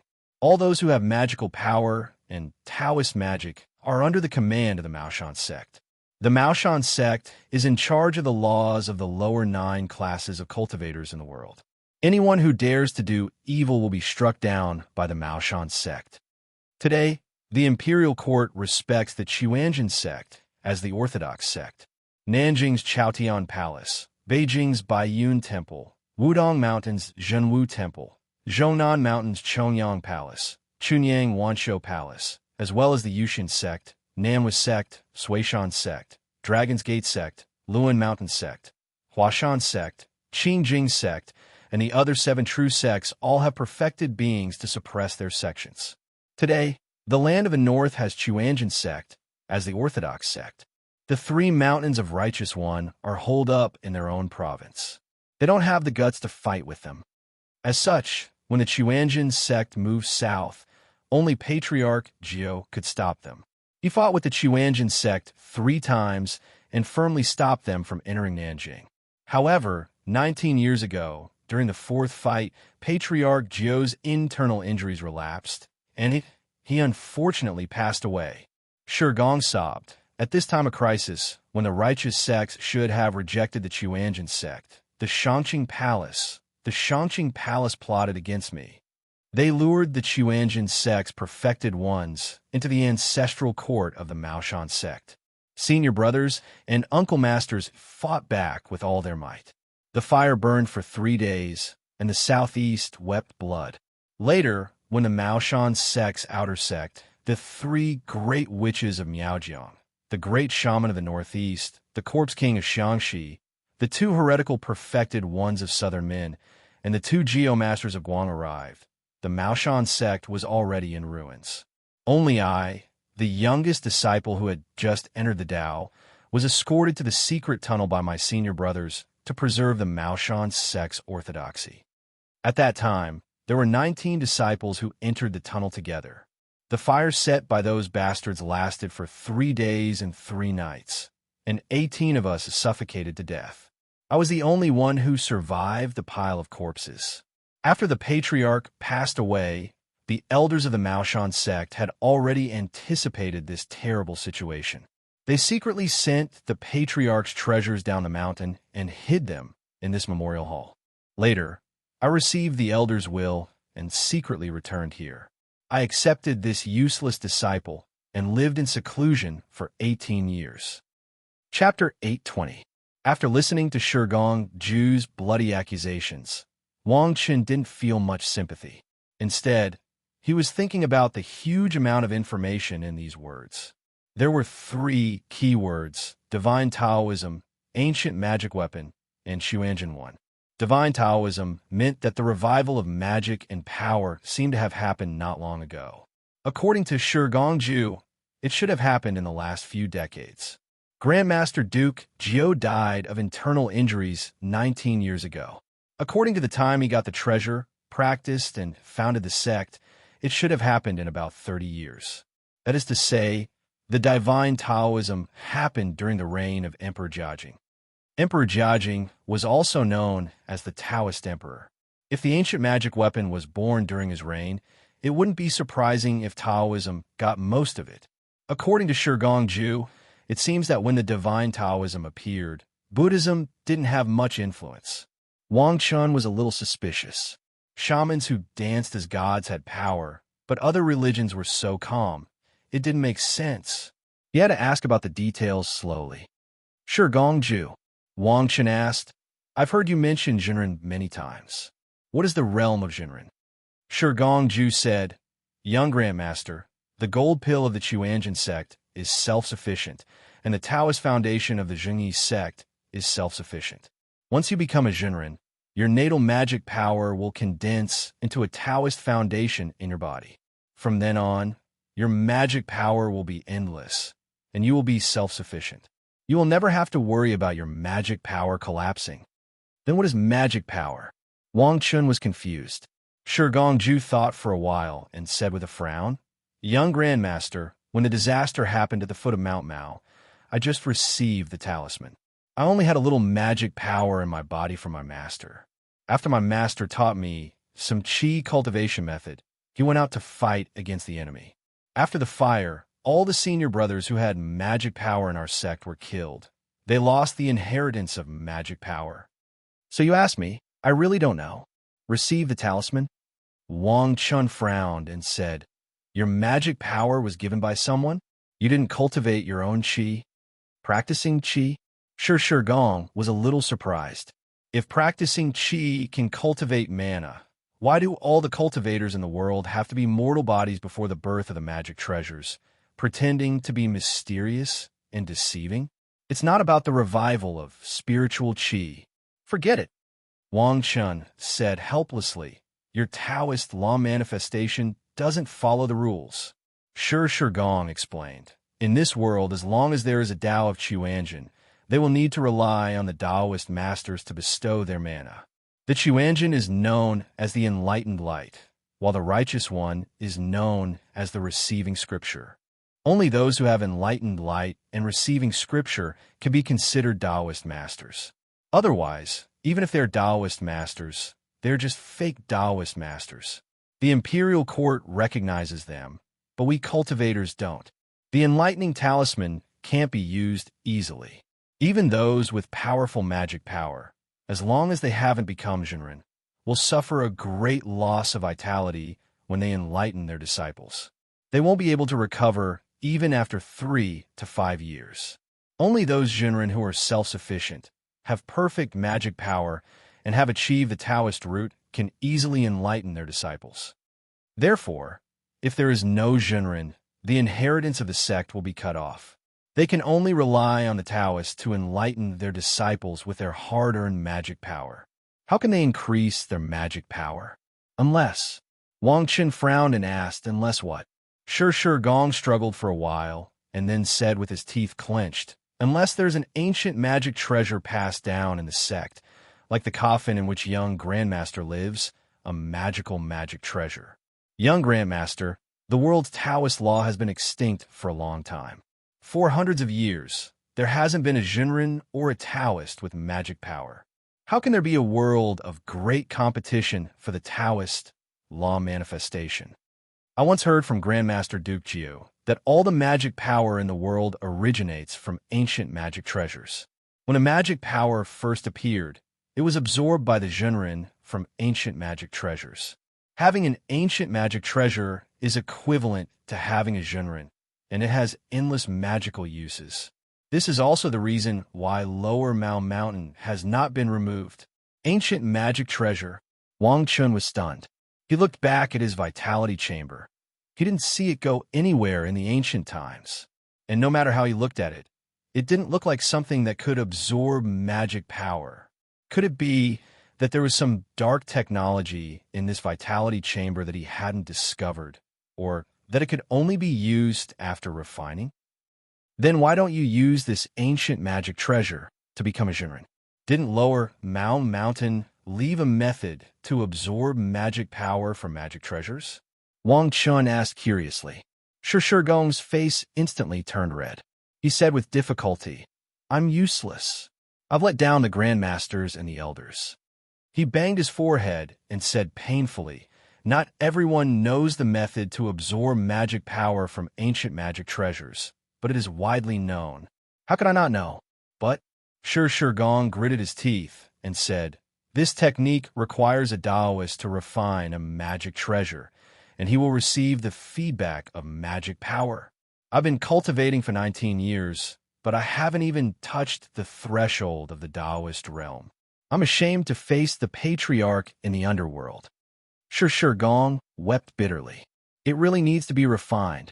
Wang Chun was speechless. What is the Taoist realm? Wang Chun sighed with emotion. First, tell me about the various realms of cultivators. You've inherited the teachings of Mao Shan's sect.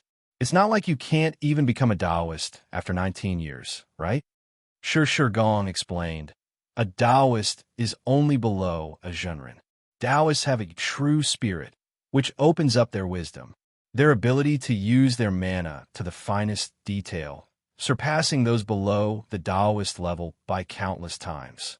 Their wisdom is connected to the spirit, and they are able to inspire the spirit in their mind. The righteous sect is able to form a Taoist talisman in their mind. For example, when I came down from Mao Mountain, the Haotian Golden Palace Supreme, Venerable Nature, Miraculous, Jade, Emperor, High Spirit Platform, True Talisman, and Longhu Mountain's Taishang Heaven Opening Talisman, Imperial Calendar, True Talisman, containing True Body, Tao, True Talisman. Without becoming a Taoist, there is no hope of becoming a perfected being. If Chuanjin wants to become a Taoist, he has to become a master. Below the Taoist realm is the mage realm. Taoists have a spirit, and their mana can travel 3 feet away from their body. This is the mage realm. To become a mage, one has to first cultivate the divine sense. Those who have just received the talisman and obtained a wisp of mana can be called Taoist priest or Taoist disciple. Shi Gong said shamefully, I've been cultivating for 19 years, but I'm still on the path of Taoism. My mana is only at the middle level. It's because the Maoshan Taoism has been lost, and the spiritual movement, Great Sage, Two Realms Magnetic Talisman, that cultivates the divine sense has been lost. Even the external medicine of the golden pill that cultivates mana is not enough. That's why, if I came down from Mao Mountain when it was at its peak, I had a guru's divine sense to help me condense true talismans. There were external medicines produced by various minds, and the Hall of Alchemy refined them into external pills to help me condense mana. Becoming a mage would be a piece of cake. Even if it's the Taoist realm, I should have achieved it in 19 years. Although you've made it very clear, Wang Chen sighed and said, but why do I feel so strange? An image of a Taoist priest inhaling and exhaling in a granary appeared in Wang Chen's mind. He felt that something was wrong all over. He thought to himself, except for the weird, ancient magic treasures, everything else is very much in line with the habits of cultivators. Taking pills, cultivating the divine sense, and all of them are golden pill. It's very cultivation. What else could be wrong? Show me the external medicine of the golden pill, Wang Chun said. However, he saw Shi Gong's troubled expression. He frowned, and then heard Shi Gong say in a low voice, young patriarch, the golden pill can only be made by a mage who is at least proficient in the Tao of alchemy and has cultivated the fire magic. I've been living in seclusion for more than 10 years. The few golden pills that I left behind have long been used up. Now, I can only rely on some crude external medicine. It's okay. Just show it to me. Wang Chun said carelessly. Shi Gong got the order and quickly took out some yellow stuff from his room at the back. He opened it and showed it to Wang Chun. This is cinnabar. When Mao Mountain was still here, we used the best cinnabar that the Yin family offered as tribute. Now, I bought these from the pharmacy. This is mica, and this is rosetone. There's also eugrain, actinolite, cinnabar, redstone resin. Good heavens, tin, lead, iron, aluminum, sulfur, copper, mercury, silver, platinum, and gold. Almost all of them. Wang Chun was dumbfounded. He said in horror, that's all? Ganoderma? Ginseng? Sealwort? Haven't those Taoists and Taoists died of heavy metal poisoning after eating these? Shi Gong was confused. Ganoderma? Sealwort? Young patriarch, you may not know that these are all nonsense. These things can be used to make secret medicine. But if you want to make the immortal golden pill that can help improve your magic power, how can you use these easily decayed plants and herbs? Since ancient times, gold and stone have been used to make pills. Shi Gong sighed. However, the ancients did not leave behind the key points. These golden pill items are highly toxic to people without magic power. Before Taoism became divine, many people died because of it. Later, the Taoists realized that these items can only be consumed by people with magic power to increase their magic power. We Taoists who have just acquired magic power have to be careful when consuming them. This is because the poison will corrode our bodies. Only when we reach the Taoist realm and gain wisdom can we look inside our bodies and use our magic power to eliminate the poison. That's why Taoists created the recipe to make the golden pill according to the characteristics of magic power to minimize the poison. As he spoke, Shi Gong sighed. When Mao Mountain was still here, we didn't need to take these kinds of external medicine. They were all refined golden pill, which has very little poison. Our magic power improved by leaps and bounds. Now that I've taken so many external medicine with strong poison, I'm afraid I'm deeply poisoned. Wang Chun sighed. You really don't play by the rules. When Shi Gong used the secret medicine, Wang Chun was amazed that he had opened the prerequisite skills of the cultivation skill tree. But now, the skill tree was so crooked. In order to let Wang Chun understand magic power more directly, Shi Gong was ready to show him. Shi Gong picked up a piece of yellow paper and held it for a long time until his face turned red. Suddenly, a ball of flame rose from the yellow paper. It was not even as big as the flame of a magician's fire paper. Even if he used magic power, Wang Chun was speechless. It's not as good as those people who play tricks and put white phosphorus on a yellow paper. The old Taoist's face turned red. Wang Chun didn't know whether it was because he was holding his breath or because he was ashamed by Wang Chen's words.